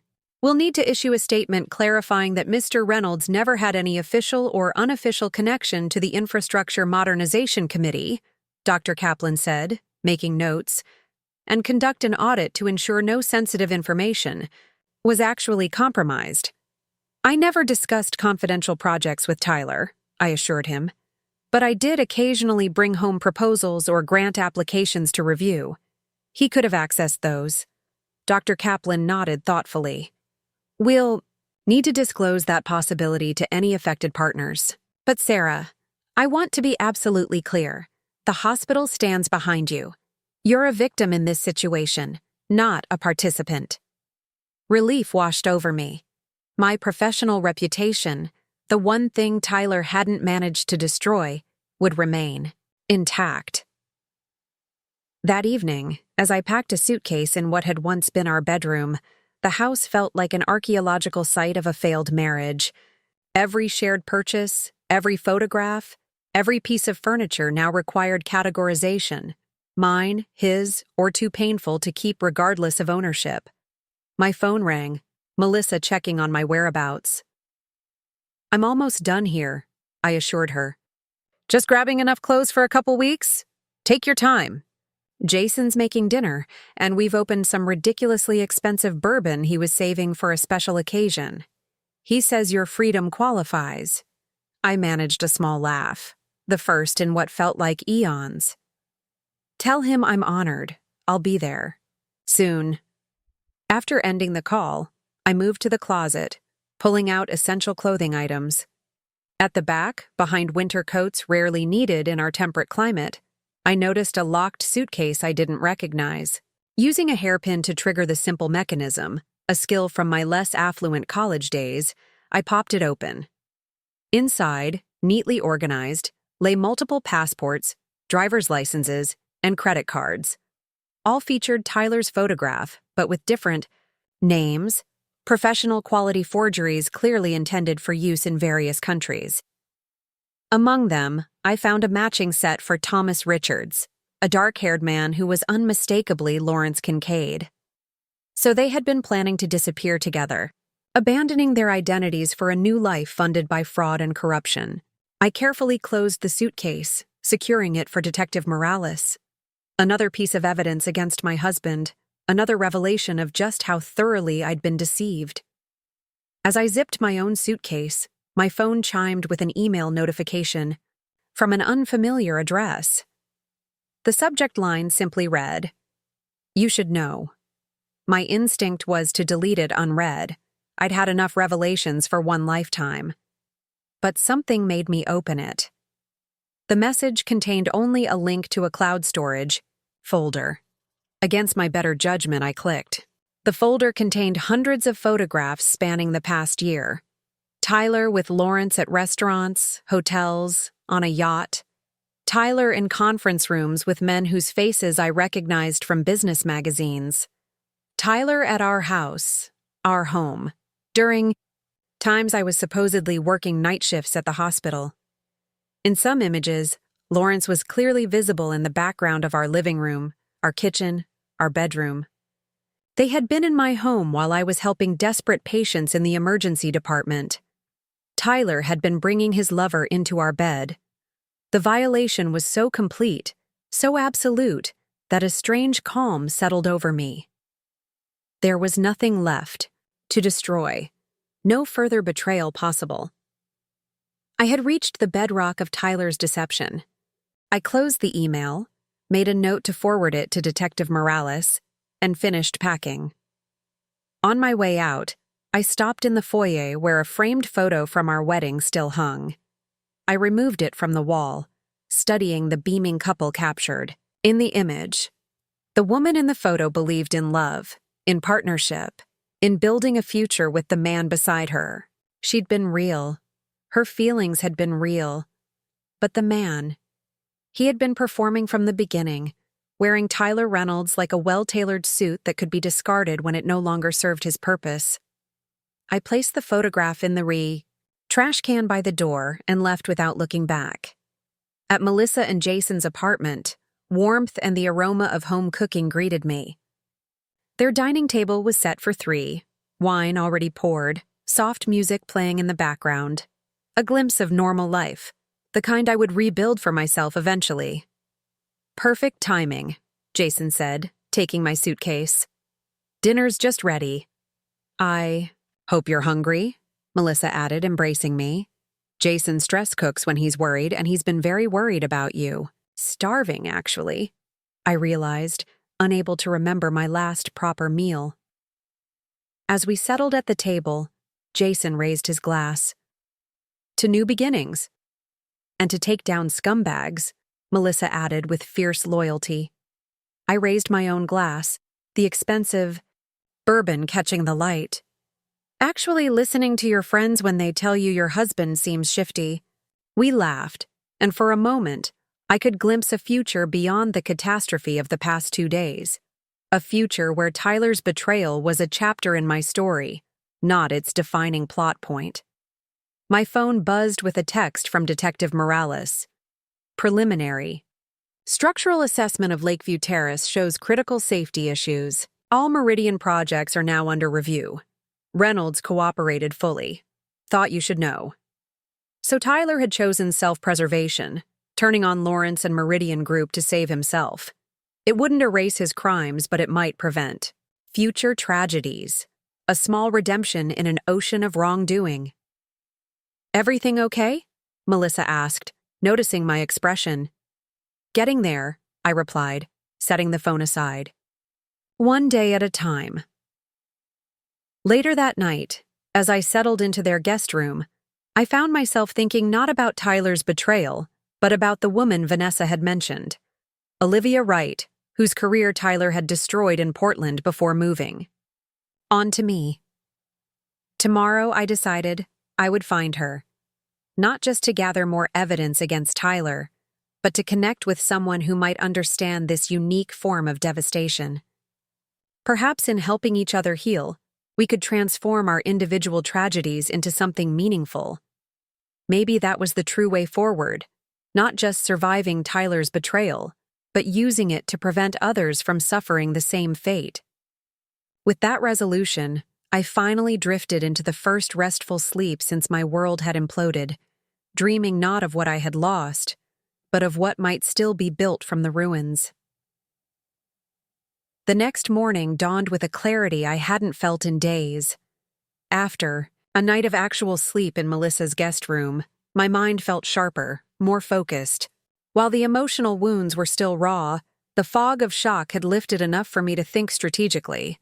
Over coffee, I drafted a to-do list that would have seemed overwhelming just days ago, but now felt like a necessary roadmap back to stability. Contact Tyler's parents, meet with the bank about the fraudulent equity line, coordinate with Agent Wells about offshore accounts, follow up with Eleanor about divorce proceedings, and reach out to Olivia Wright in Portland. Melissa glanced over my shoulder at the list. Ambitious for one day. I need to keep moving, I explained. If I stop, I'll start thinking too much about everything I missed, all the signs I ignored. She squeezed my shoulder. That's normal, but don't be too hard on yourself. Manipulators, like Tyler, are experts at deception. That's why they're successful. My phone rang. Dr. Kaplan from the hospital. Sarah? He began without preamble. Have you spoken with your in-laws yet? The question caught me off guard. In the whirlwind of Tyler's betrayal and arrest, I'd postponed that particular conversation, dreading it even more than confronting Tyler himself. Not yet. I was planning to call them today. You might want to do that sooner rather than later, he advised, his tone cautious. They're here at the hospital, asking for you. They seem upset. My stomach dropped. They're at St. Luke's now? Yes, in the main lobby. They're quite insistent on seeing you. Hospital security is with them, but they're not causing trouble, just concerned and confused. I closed my eyes, trying to steady myself. Of course they were upset. Their son had been arrested, and they likely had no idea why. The media coverage had begun that morning. Vague reports about financial irregularities and arrests at Morrison Airfield. Nothing specific about construction fraud or Tyler's involvement yet, but enough to cause alarm. I'll be there in 30 minutes, I promised, then hung up and looked at Melissa. Tyler's parents are at the hospital looking for me. Do you want me to come with you? She offered immediately. I considered it briefly, then shook my head. I need to do this alone. They deserve that much. The drive to St. Luke's felt surreal. I'd made this commute thousands of times, but never with such dread. Reynolds had always been kind to me, embracing me as a daughter when my own parents had passed away years before I met Tyler. Robert Reynolds, with his quiet dignity even while battling heart disease, and Margaret Reynolds, whose strength held their family together through multiple health crises. They didn't deserve this pain, and I was about to make it worse by telling them their son was not only a criminal, but had been living a double life none of us had suspected. Found them sitting stiffly in the hospital lobby, both looking pale and years older than when I'd last seen them 3 weeks ago. Margaret spotted me first, rising quickly. "Sarah, thank God." She embraced me tightly, then pulled back to search my face. "What's happening? We've been trying to reach Tyler for days, and then this morning the news? They're saying he was arrested?" Robert remained seated, his expression a mixture of confusion and worry. The heart attack 5 years ago had left him frailer than his 65 years would suggest. "Let's go somewhere private," I suggested, leading them to a small consultation room off the main lobby. Once the door closed behind us, Margaret's composure cracked. "Please, Sarah, just tell us what's going on. The police came to our house this morning asking questions about Tyler, about financial transfers, about his trips to Seattle. We don't understand." I took a deep breath, choosing my words carefully. "Tyler was arrested yesterday attempting to leave the country. He's being charged with financial crimes related to his work with Meridian Group." "Leave the country?" Robert's voice rose slightly. "But why would he—" "And what about you?" Margaret interrupted, her keen eyes taking in my exhausted appearance. "Were you going with him? Are you in trouble too?" The question sent a spike of anger through me, quickly suppressed. Of course they would assume we were in this together. They had no way of knowing their son had walked out on me just days ago. "No. Margaret, I'm not in trouble. I didn't know anything about Tyler's activities until 2 days ago when he told me he was leaving me and walked out." Twin expressions of shock registered on their faces. "Leaving you?" Margaret repeated. "That's impossible. You two were just planning your anniversary dinner. He was so excited about it." A bitter laugh escaped me before I could stop it. He was excited about it because he knew it would be his last obligation before disappearing. He'd been planning his exit for months. "There must be some mistake," Robert insisted, his hands trembling slightly. "This doesn't sound like our son." "I thought that too at first," I acknowledged. "But the evidence is overwhelming. Tyler has been involved in construction fraud with Meridian Group for at least 14 months. He's been hiding money in offshore accounts, made unauthorized withdrawals from our joint savings, and took out a fraudulent equity line against our house using a power of attorney I signed for household repairs." Margaret sank into a chair, her face ashen. "This can't be happening." "There's more," I continued, knowing I needed to tell them everything at once. "Tyler has been in a relationship with Lawrence Kincaid, the CEO of Meridian Group, for at least 9 months. The silence that followed was deafening. Robert's mouth opened and closed several times, no words emerging. Margaret simply stared, uncomprehending. "A relationship?" she finally managed. "You mean romantic?" "Yes. But he never—" Robert struggled to find words. "I didn't know either," I said quietly. "Not until yesterday." Margaret's shock slowly transformed into something harder, more focused. "The debt," she said suddenly. "Did you know about the debt payment?" I hesitated. With everything else happening, I'd almost forgotten the original betrayal. The money I'd spent years saving to help them, transferred just minutes before Tyler walked out. "Yes. I made the payment. I was planning to surprise all of you at the anniversary dinner." Robert looked up sharply. "You paid for it? All of it?" "All $87,452.36, I confirmed. "It cleared right before Tyler came home to tell me he was leaving." Margaret covered her mouth, tears filling her eyes. "Oh, Sarah." "Did he know?" Robert asked, his voice hardening. "Did Tyler know you were planning this?" "He must have," I admitted. The timing is too perfect to be coincidental. He waited until I'd cleared his family's debt before walking out. It would make him look better in his new life. And then had the audacity to call you ungrateful, Margaret said, her voice dropping. To a whisper, I blinked in surprise. What?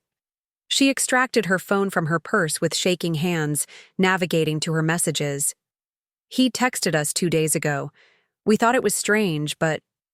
She handed me the phone. The message displayed was from Tyler, sent the evening he'd left.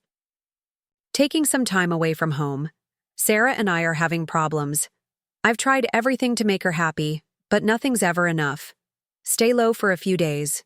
We'll explain soon. The carefully crafted lie stole my breath. Even as he was draining accounts and preparing to flee the country, he'd been setting the groundwork to paint me as the villain of his story. He told you I was ungrateful? The words felt bitter on my tongue. Not in those exact words, Robert clarified. But the implication was clear. We were confused because it didn't sound like you. Then when we couldn't reach either of you yesterday... We drove by your house last night, Margaret added. No one was home. We were going to try again this morning when the police showed up. I handed the phone back, a strange calm settling over me. Tyler has been lying to all of us for a very long time. What happens now? Robert asked, looking suddenly every bit his age and more. Tyler is cooperating with authorities. He'll likely accept a plea deal in exchange for evidence against Lawrence Kincaid and others at Meridian Group. Prison? Margaret's voice broke on the word. Yes, I said gently. The charges are serious. Construction fraud that compromised building safety, financial crimes across multiple states, but his cooperation will probably reduce his sentence. Robert reached for Margaret's hand, gripping it tightly. Can we see him? You'll need to contact Detective Morales. I wrote his number on a hospital notepad. He's leading the investigation. Margaret studied me, her eyes red-rimmed but clear. And what about you, Sarah? What will you do now? File for divorce. Try to recover what I can of our finances. Rebuild. I met her gaze directly. But I want you both to know that none of this changes how I feel about you. Tyler's actions are his own. You're still family to me if you want to be. Robert stood with some effort, crossing to embrace me. You've always been too good for him, he said quietly. I just never imagined how much. Margaret joined the embrace, the three of us holding each other in a moment of shared grief, mourning not just the loss of the Tyler we thought we knew, but the future we'd all imagined together. The debt, Robert said suddenly, pulling back. We need to repay you. No, I said firmly. That money was a gift. I don't want it back. But under the circumstances, especially under the circumstances, I insisted. I didn't pay for Tyler. I paid it for you because I care about you both and wanted to lift that burden. Margaret shook her head, tears flowing freely now. After everything he's done to you, you can still be this generous to us? Tyler's betrayal doesn't erase 7 years of being part of your family, I said simply. We all got deceived. We all have to find a way forward. As they prepared to leave, Margaret hesitated. We'd still like to be part of your life, Sarah, but we'll understand if that's too painful. Let's just take it one day at a time, I suggested, surprising myself with how much I meant it.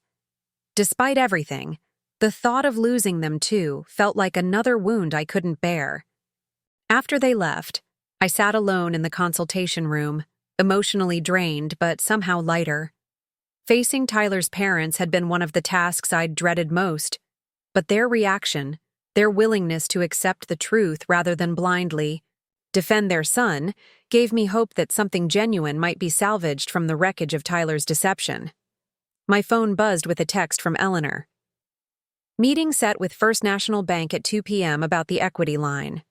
Also, I heard from Olivia Wright. She's willing to talk to you.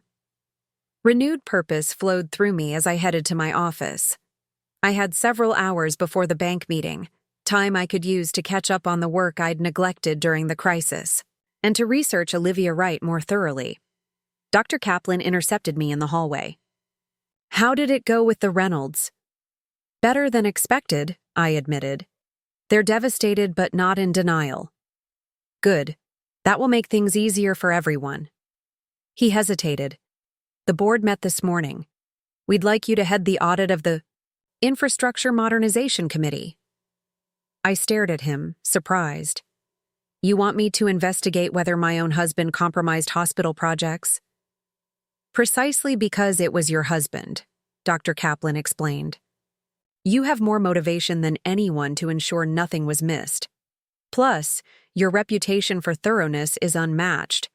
The board felt it would send a strong message about our confidence in your integrity."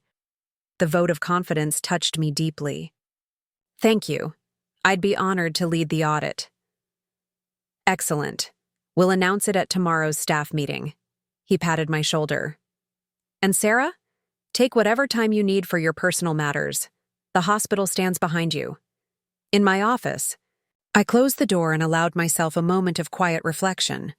In just 3 days, I'd lost my marriage but somehow strengthened other connections. With Melissa and Jason, with Tyler's parents, with my colleagues.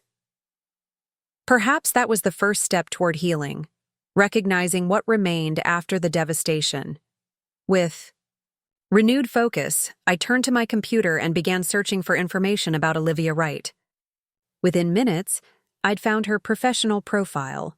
Once a rising star in architectural circles in Portland, now running a small consultancy focused on examining structural integrity of existing buildings. The irony wasn't lost on me. Like me, she had rebuilt her career around preventing the very damages Tyler had caused. Further searching revealed news articles about the collapse of Bennett and Wright, following allegations of financial misconduct against Olivia. Allegations that were later retracted, but not before the damage to her reputation was done. The timeline matched perfectly with what Vanessa had told me about Tyler's time in Portland. I drafted a careful email. "Ms. Wright, thank you for being willing to speak with me. I understand from Eleanor Prescott that you're aware of my situation with Tyler Reynolds. I believe we have unfortunately similar experiences that might be valuable to share. Would you be available for a video call tomorrow? Alternatively, I could fly to Portland this weekend if you'd prefer to meet in person. Sincerely, Sarah Reynolds." The response came less than 10 minutes later. "Sarah, I've been following the news about Meridian Group with great interest, though Tyler's involvement is only now becoming clear to me. I would very much like to meet in person, but let's save you the trip. I'm actually flying to your city tomorrow for a consulting job assessing the Lakeview Terrace construction. Would 7 p.m. at the Gibson Hotel bar work for you? I think we'll have a lot to discuss." "Olivia," I confirmed the meeting, then turned my attention to preparing for the bank appointment. Eleanor had sent over documentation showing that the power of attorney I'd signed had been specifically limited to necessary home repairs and maintenance during my absence, language that clearly excluded taking out a $500,000 loan against the property. By the time I met Eleanor at First National Bank, I felt more in control than I had in days. The meeting went better than expected. The bank's fraud department had already flagged the equity line after Detective Morales contacted them, and they were cooperative about freezing the remaining funds while the investigation proceeded. Given the evidence of fraudulent misuse of the power of attorney, we're prepared to invalidate the entire line of credit, the bank manager explained. However, approximately $175,000 has already been disbursed and spent. On the Lakeview Terrace condo down payment, I confirmed. Precisely. That money may be recoverable through the criminal proceedings, but the bank cannot simply write it off our books at this time. Eleanor nodded. We understand. Mrs. Reynolds is prepared to cooperate fully with any documentation you need to pursue the funds through those channels. Excellent. In the meantime, we'll remove the lien from your property records and ensure your credit report reflects that this was fraudulent activity, not your responsibility. One small victory in what promised to be a long campaign. As we left the bank, Eleanor updated me on the divorce proceedings. Given the criminal charges, we're in an unusually strong position.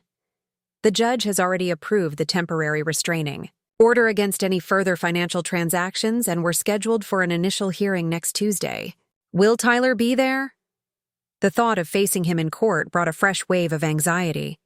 His attorney will be, but given his current incarceration, he'll likely appear by video if at all. She studied me. How are you holding up?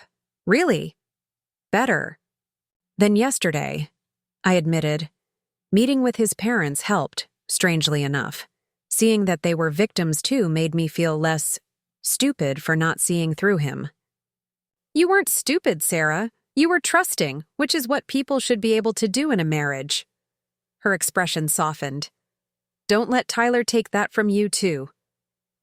The echo of what Melissa had said earlier struck me. Perhaps that was the deepest damage Tyler had inflicted, not just the financial theft or the lies, but the potential destruction of my capacity to trust. I'm trying not to, I said honestly. That's partly why I want to meet with Olivia Wright. I need to understand how she moved forward after what Tyler did to her. Just be careful, Eleanor cautioned. Shared trauma can create powerful bonds, but it can also lead to unhealthy fixations. Focus on your healing, not on Tyler's pattern of destruction. I'm not looking to form a revenge club, I assured her, though the thought had admittedly crossed my mind. I just need to know if there were others before Olivia or between her and me. If this is a pattern that goes beyond what we already know. That's a fair question, Eleanor conceded. Just remember that the criminal investigation will uncover most of that anyway. You don't have to be the one to bring Tyler to justice.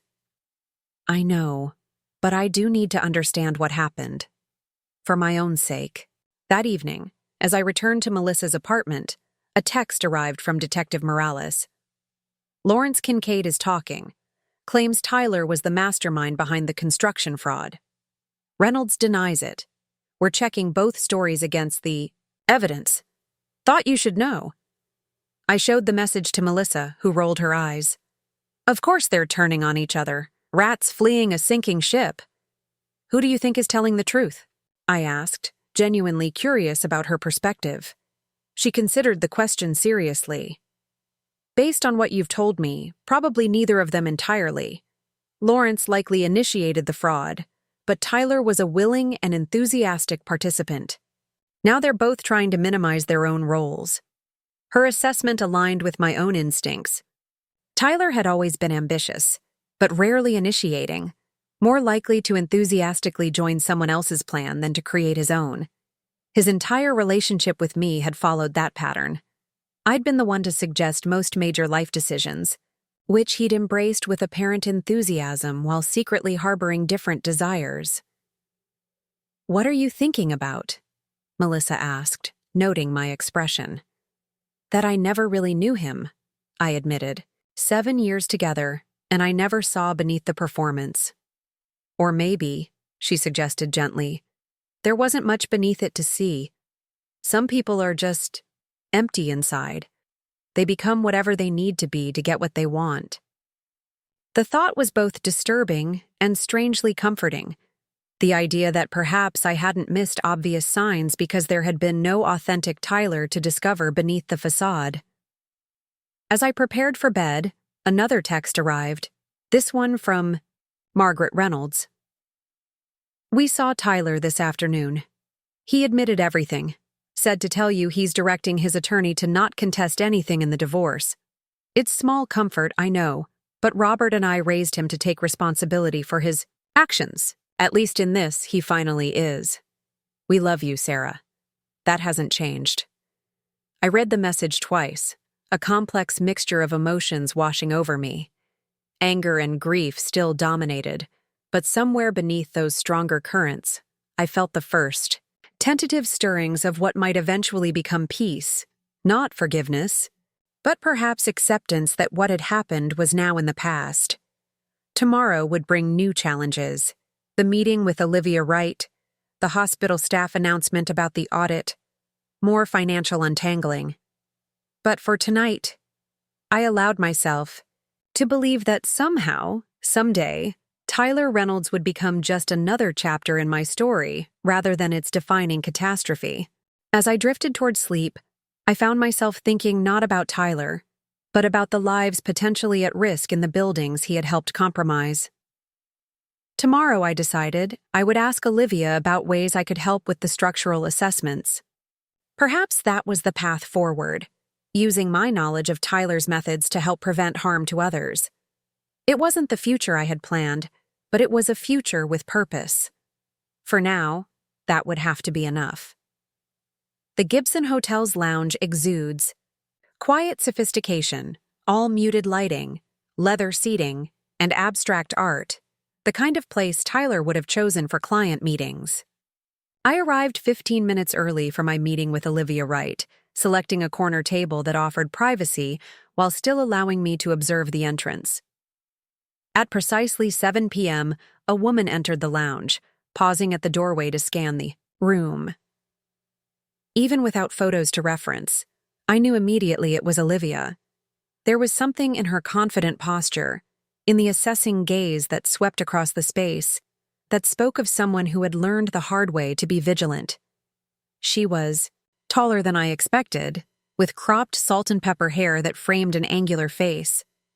Dressed in a charcoal pantsuit with architectural jewelry, a striking silver geometric pendant that could double as modern art, she embodied a creative professionalism that commanded attention without seeking it. Her eyes found mine across the room, and recognition flickered between us, the shared understanding of two people who had survived the same storm. She approached with measured steps, extending her hand. "Sarah Reynolds?" "Yes." "Olivia Wright?" Her handshake was firm. "Thank you for meeting me." "I ordered a bottle of Cabernet," I offered as she settled into the chair opposite mine. "Unless you'd prefer something else?" "Cabernet is perfect. I have a feeling we'll need it." She studied me with frank curiosity. "You look remarkably composed for someone whose life imploded 3 days ago." The observation startled a laugh from me. "Trust me, this is just the public version. Melissa, my sister, has witnessed the less composed moments." I remember those moments well. Olivia accepted a glass as the server poured our wine. The cycling between shock, disbelief, and a rage so pure you can actually taste it. "Like copper pennies," I agreed, surprised by how precisely she'd articulated what I'd been feeling. "Exactly like that." She raised her glass. "To survive Tyler Reynolds." We drank, and for a moment, silence stretched between us. Not uncomfortable, but weighted with shared experience. "How much do you know about my history with him?" Olivia finally asked.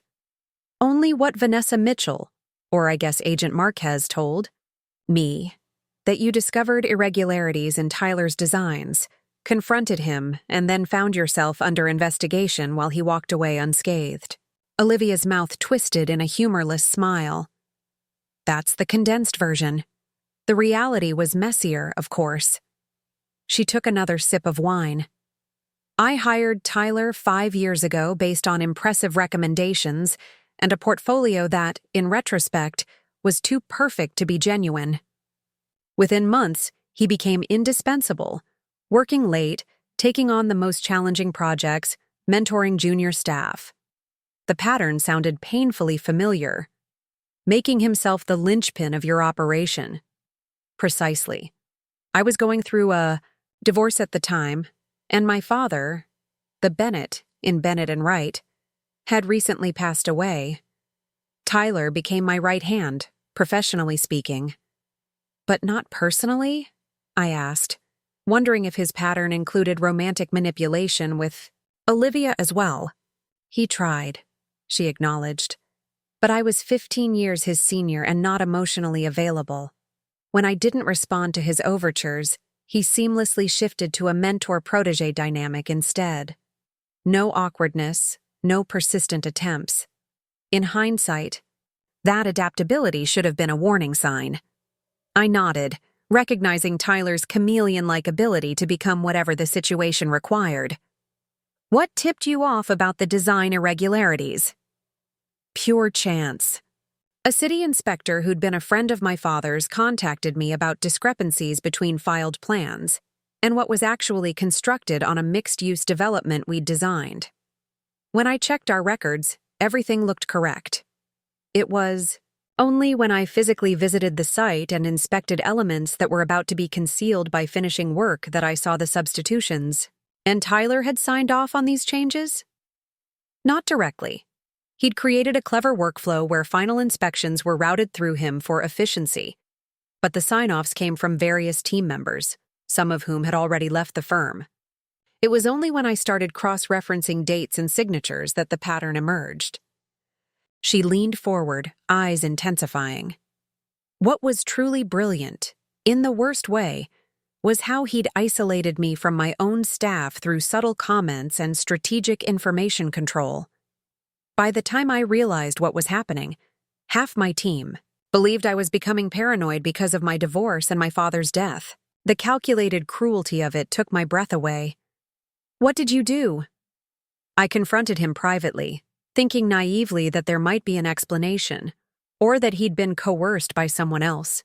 He seemed genuinely shocked, hurt that I would suspect him.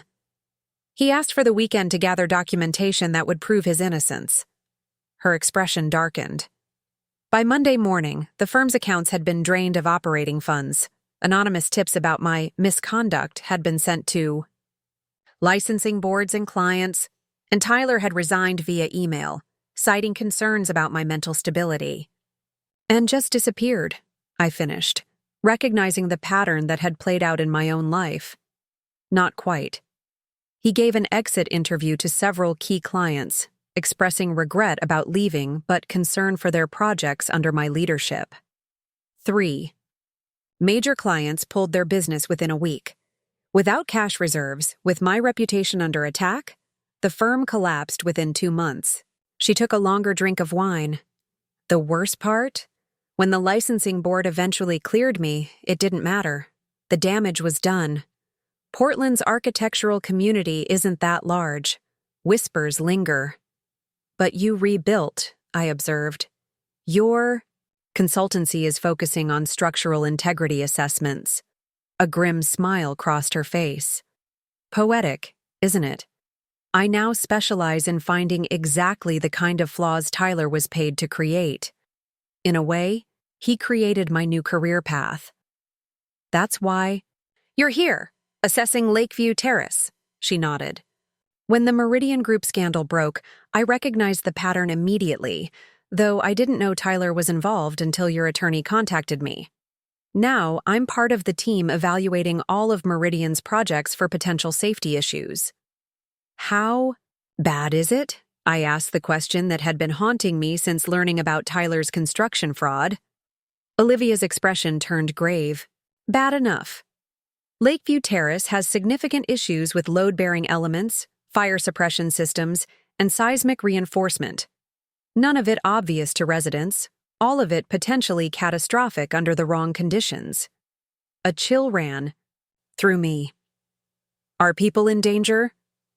We've recommended evacuation of 3 buildings pending remediation. The others have varying degrees of issues, but all will require significant work to bring them up to code. She studied me. That's not why. You asked to meet, though, is it? No, I admitted. I wanted to know if there were others before you. If this is a pattern that goes beyond what we already know. Olivia reached into her bag and extracted a slim file folder. I thought you might ask that. After your attorney contacted me, I did some digging. She slid the folder across the table. Tyler Reynolds wasn't his name when he worked for me. He was Tyler Harrison then. I stared at her, the implications hitting me like a physical blow. He changed his identity? After leaving Portland. I only discovered it by chance when a former colleague mentioned seeing him at a conference in Chicago a year after he disappeared. By then, I was focused on rebuilding, not revenge, so I didn't pursue it. But when your attorney called, eye opened. The folder with trembling hands. Inside were several printouts, employment records, news clippings, and a professional biography from an architectural firm in Chicago named Ellis and Montgomery. Ellis and Montgomery, I murmured, recognition dawning. Vanessa mentioned that name, but she said it was a woman named Rachel Montgomery who Tyler had destroyed. Rachel Montgomery was Olivia Wright before me, and you were Sarah Reynolds after me, Olivia confirmed. The names and locations change, but the pattern remains consistent. Gain trust, undermine from within, loot, and disappear. Rachel's firm collapsed under similar circumstances in Chicago about 6 years ago. 3 victims that we know of, I said, scanning the documents. And we're just the professional ones. Who knows how many others there have been? That's what I've been trying to determine. Rachel has been more difficult to track down. She seems to have left the architectural field entirely after her firm's collapse. But I did find this. She pulled up a photo on her tablet, a news clipping from the Chicago Business Journal showing a ribbon-cutting ceremony for a new development. In the background, partially obscured but unmistakable, was Tyler, standing next to a distinguished-looking man with silver hair. Lawrence Kincaid, I identified. Yes, this was taken 7 years ago, a full year before Tyler appeared in Portland as Tyler Harrison.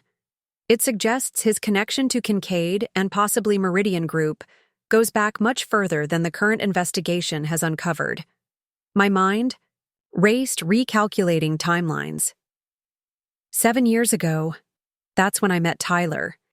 He came to my city directly after the Chicago incident and started working at Crawford and Matheson almost immediately? Yes, with glowing references. A terrible suspicion formed, which means he might have been Kincaid's plant from the beginning. Our entire relationship, our marriage, it might all have been part of a long-term scheme. Olivia's expression softened with unexpected compassion. That's the question that haunts all of us, isn't it? How much was real? How much was calculated? Where did the performance end and the actual person begin?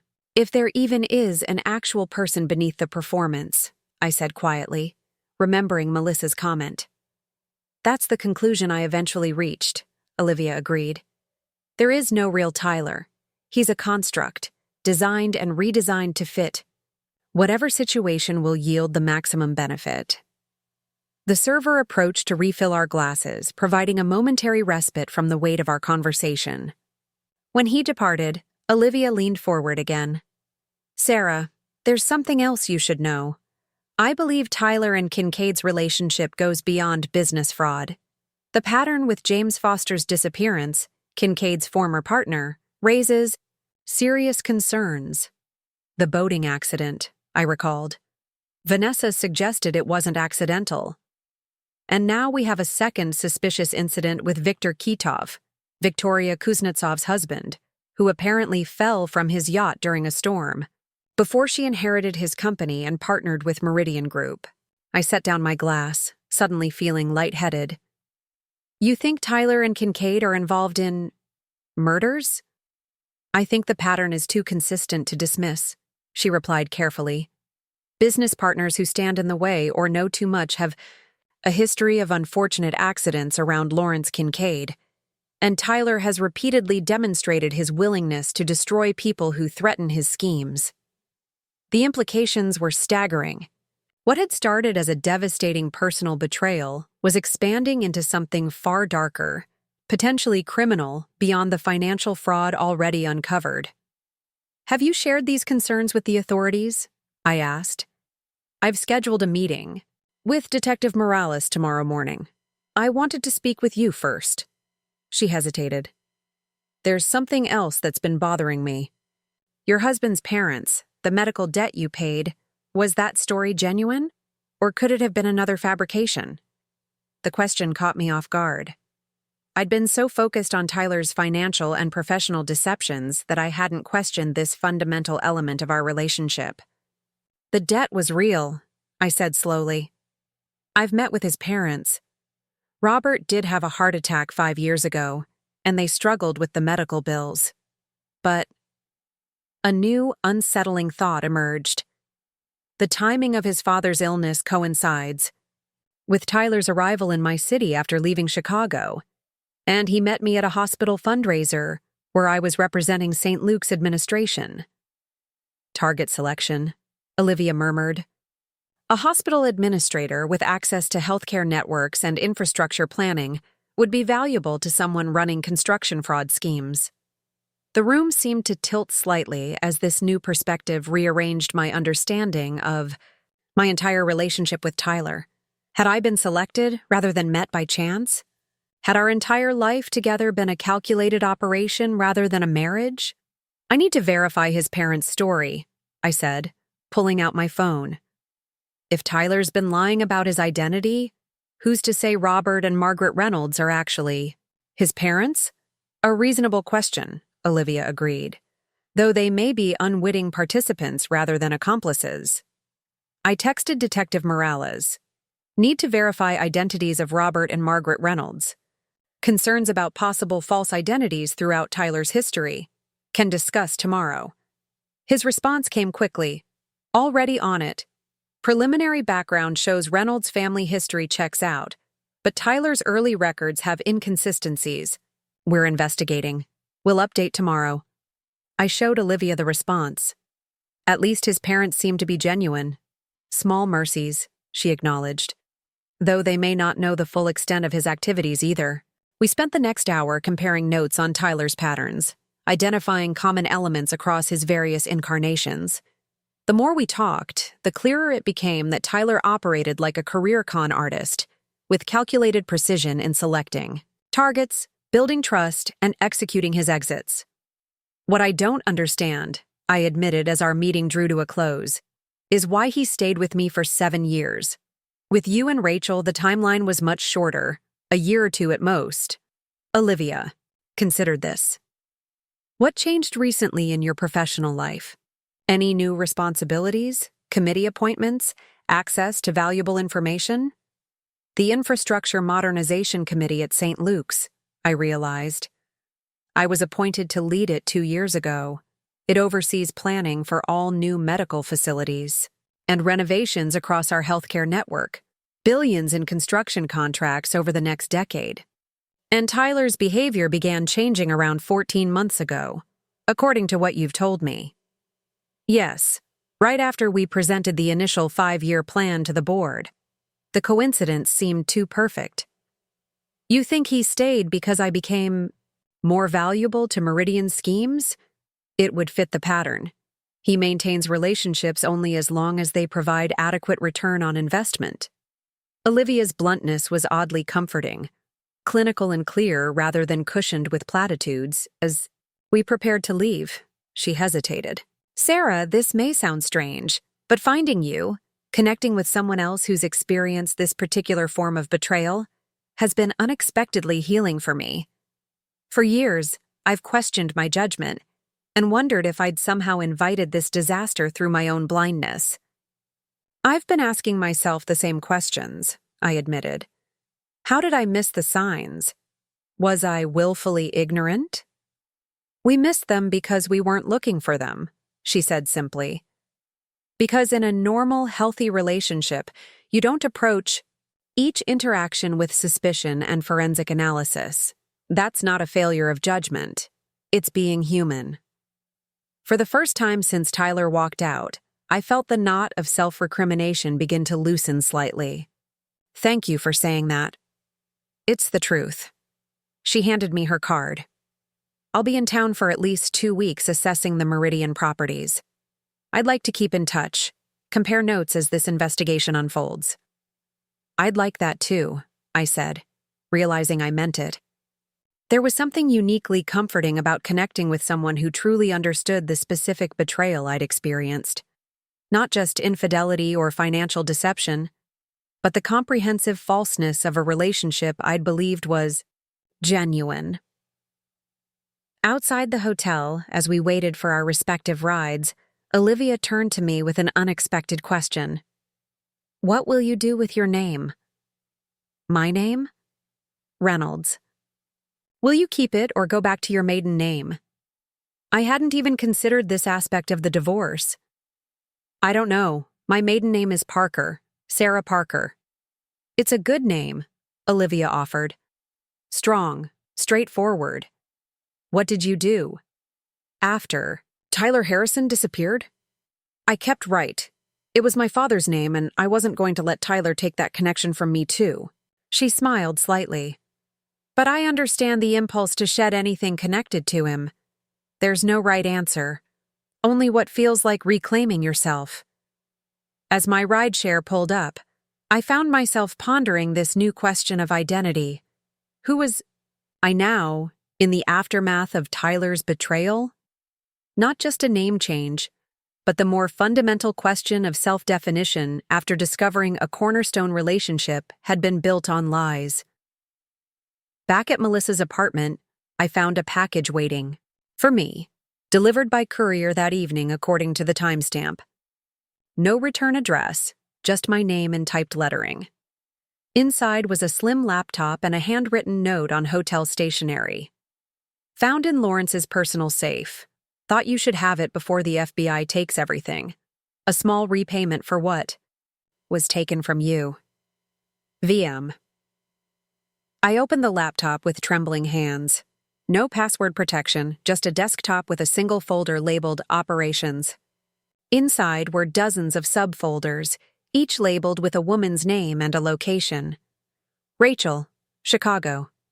Olivia, Portland. Sarah, St. Luke's. My folder contained photographs of me dating back 8 years, a year before I even met Tyler. Screenshots of my professional profile from the hospital website. Notes about my routine, my friendship circle, my professional ambitions. A comprehensive target assessment. Most disturbing was a document titled Approach Strategy, outlining how Tyler should position himself to accidentally meet me at the hospital fundraiser, what interests to express, what vulnerabilities to identify and exploit. Our entire relationship, from first meeting through marriage, had been mapped out like a military operation. My hands shook as I navigated through the files, each revelation more devastating than the last. A message thread between Tyler and Lawrence documented their discussions about me. Lawrence: how much longer do we need to maintain the Sarah operation? The St. Luke's contracts are moving forward with or without her access now. Tyler: extracting soon. Equity line in place. Offshore accounts active. Need to time exit with IMC final approvals to maximize value. Lawrence: 7 years is too long. For one operation. Don't get soft on me. Tyler: not soft, strategic. She's eliminating the family debt burden now. Clean exit after that. The clinical discussion of our marriage, of me as an operation with a strategic exit, left me feeling physically ill. This wasn't just a husband who had decided to leave, or even a fraudster who had stolen from me. This was something far more calculated and cold, a years-long confidence scheme with me as the primary mark. I forwarded the most relevant files to Detective Morales with a brief explanation of how I'd received the laptop, then sat in the darkened guest room, trying to process this newest layer of betrayal. The woman Tyler had married had never existed to him. I had been a means to an end, a strategic acquisition in his portfolio of schemes. Each anniversary gift, each intimate moment, each shared dream for the future, all performative elements in a long con. My phone lit up with a text from Olivia. Got home safely, thinking about our conversation. Remember, his inability to form genuine connections is his deficiency, not yours. The simple message broke through the numbness that had been creeping over me. I texted back, "Thank you. Received new evidence confirming everything we discussed. We'll share details tomorrow." As I prepared for bed, exhaustion settling into my bones, a strange clarity began to emerge through the haze of betrayal. If every aspect of my marriage had been a calculated performance, then my grief was for something that had never existed. The Tyler I mourned had been a fictional character, as invented as any novel protagonist. Perhaps that realization, painful as it was, offered a path forward. I wasn't losing a husband. I was finally seeing the truth about a sophisticated predator who had targeted me and others like me. Tomorrow, I will take this new evidence to Detective Morales. I would speak with Agent Wells about additional financial recovery options. I would continue the process of disentangling myself from Tyler's web of deception. But tonight, I allowed myself to feel something unexpected amidst the pain, a growing sense of freedom.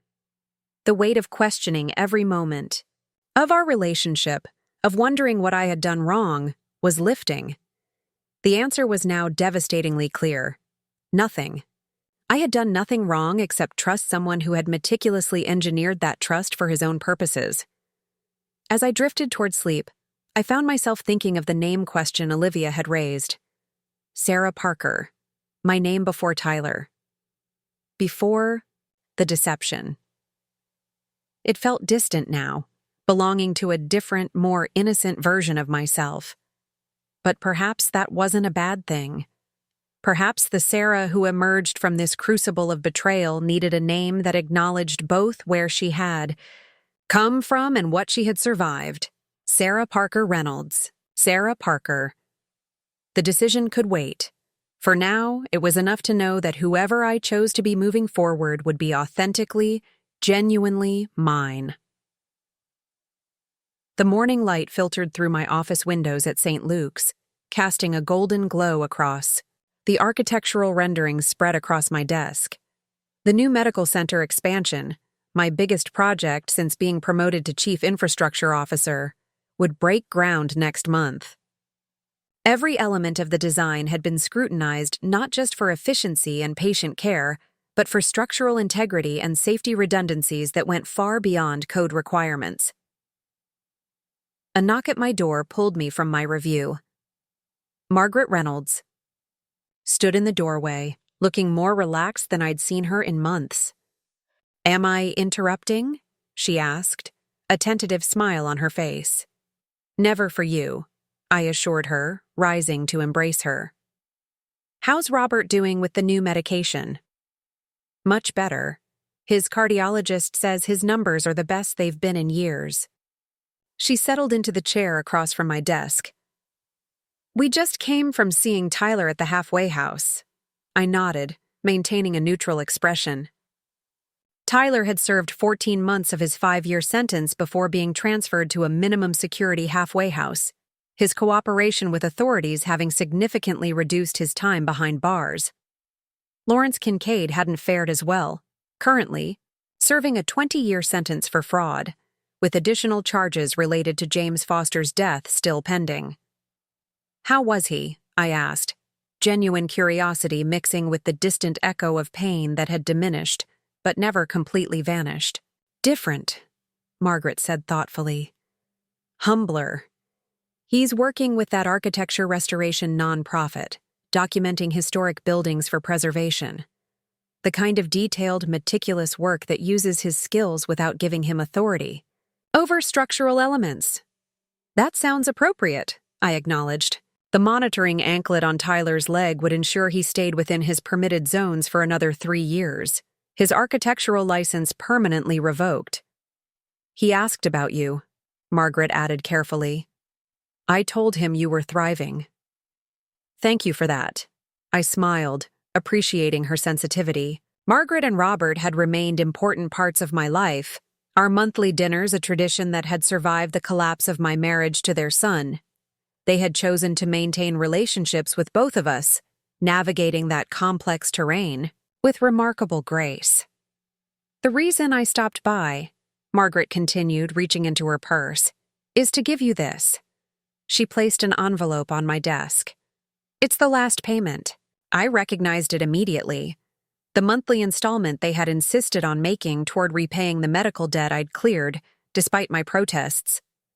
I'd finally accepted their determination to repay me, understanding it was as much for their dignity as my finances. "You didn't have to do this so quickly," I said, touched by their persistence. "We wanted to. It's important to us." She hesitated. We're selling the house. Moving to that retirement community near the lake we've been talking about. That's wonderful news, I said sincerely. You'll love it there. As we chatted about their moving plans, my phone buzzed with a text from Olivia Wright. Just landed. Dinner still on for 7? Olivia and I had maintained our connection over the past year. Her structural integrity consultancy now a regular contractor for St. Luke's construction projects. Our shared experience had forged a friendship that extended beyond professional collaboration, each of us helping the other rebuild confidence and trust that Tyler had attempted to destroy. After Margaret left, I returned to the architectural plans with renewed focus. The Structural Integrity Review Committee I'd established, with Olivia's guidance, had become a model for other healthcare institutions, its protocols now being adopted nationwide. A light knock on my doorframe drew my attention. Dr. Kaplan stood there, his expression pleased. The board approved your proposal unanimously, he announced. The Rachel Montgomery Memorial Scholarship for Women in Engineering and Architecture will be funded starting next fall. A wave of satisfaction washed over me. After months of searching, we had finally located Rachel Montgomery's family, only to discover she had taken her own life 3 years after Tyler destroyed her firm in Chicago. The scholarship had been my way of honoring her memory, ensuring something positive emerged from the tragic pattern Tyler had created. That's wonderful news, I said, genuinely moved. Her daughter will be pleased. Indeed. In fact, he added, with a smile, Amanda Montgomery has accepted our invitation to serve on the scholarship committee. She'll be arriving next week to help finalize the selection criteria. The day continued with meetings and project reviews, the steady rhythm of work that had been my anchor during the turbulent aftermath of Tyler's betrayal. By late afternoon, I was ready for a break, deciding to walk home to my new condo rather than drive. The 15-minute stroll took me past the park where Tyler had proposed 7 years earlier. Once a place I'd avoided, it now registered as just another pleasant green space in the city landscape. The emotional charge having gradually dissipated over months of deliberate exposure and processing. My condo building came into view, a modern mid-rise with excellent security and a doorman who knew every resident by name. I'd purchased it 6 months ago with the funds recovered from Tyler's offshore accounts, choosing it partly for its proximity to St. Luke's and partly because it represented a fresh start, a home that had never known Tyler's presence. Good afternoon, Ms. Parker, the doorman greeted me, using the name I'd reclaimed 4 months after the divorce was finalized, Sarah Parker. Not reverting completely to who I'd been before Tyler, but reclaiming a core identity that felt authentically mine. Evening, Carlos. Any packages? Just this one. He handed me a small box. Came by courier about an hour ago, in my apartment. I set the package aside to examine the fresh flowers Jason had delivered that morning, a weekly tradition he'd started after I moved out of Melissa's guest room. Our relationship had evolved gradually from friendship to something deeper, each step taken with careful deliberation and transparent communication that stood in stark contrast to the artificial whirlwind of my early days with Tyler. The package turned out to contain a first edition of a classic architectural text I'd mentioned wanting Agent Marquez, formerly known to me as Vanessa Mitchell, during our last meeting. A note accompanied it. Found this during an estate sale. Thought. Of you. You helped build a solid case. VM. Her testimony against Lawrence Kincaid had been instrumental in securing his conviction. Her undercover work finally concluded after 3 years embedded in Meridian Group.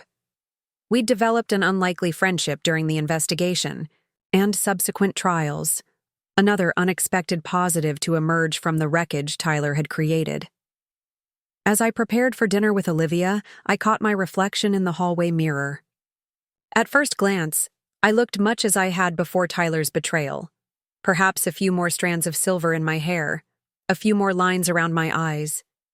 But the woman gazing back at me had been fundamentally transformed by what she'd endured and overcome. Sarah, who had worked extra hospital shifts to pay off her in-laws' debt while her husband plotted his escape, had been trusting to the point of vulnerability, defining herself largely through her relationships with others. The woman I'd become maintained that capacity for compassion, evidenced by my continued connection with Tyler's parents, but had developed boundaries of steel and a sense of self that no longer required external validation. My phone rang. Jason checking in before my dinner with Olivia. "Just wanted to wish you a good evening," he said, his voice warming me even through the phone. "And to confirm our plans for Saturday." "Hiking followed by that new Thai place," I confirmed, smiling. Our relationship moved at a deliberate pace that respected both our histories, his cautious return to dating after losing his wife to cancer 5 years earlier, my careful rebuilding of trust after Tyler's betrayal. Perfect. "Oh, and Melissa wanted me to remind you about Sunday brunch with the kids." My sister's children had become an unexpected joy in my life over the past year, their uncomplicated affection helping heal parts of me I hadn't realized were wounded. After ending the call, I gathered my things for dinner with Olivia. As I locked my apartment door, I reflected on the strange, painful journey of the past year. The woman whose husband had walked out after she paid his parents' debt had been devastated, betrayed, nearly destroyed. But from those ashes had emerged someone stronger, wiser, more authentically herself than she had ever been before. Tyler had called me ungrateful, not knowing I'd paid his parents' debt. In the end, though, perhaps I should be grateful to him, not for the pain he caused or the years he stole, but for the opportunity his betrayal created for me to discover my true resilience. As I stepped into the elevator, I smiled at the thought. Not gratitude for Tyler, certainly, but appreciation for the woman I had become in spite of him. A woman who had taken the broken pieces of a life shattered by betrayal and fashioned them into something beautiful, strong, and entirely her own. Looking for more? We've got 2 amazing stories ready for you right on screen. If this one touched you, these are absolutely worth your time. Click to watch them now. And hey, subscribe and hit that bell to never miss our latest uploads.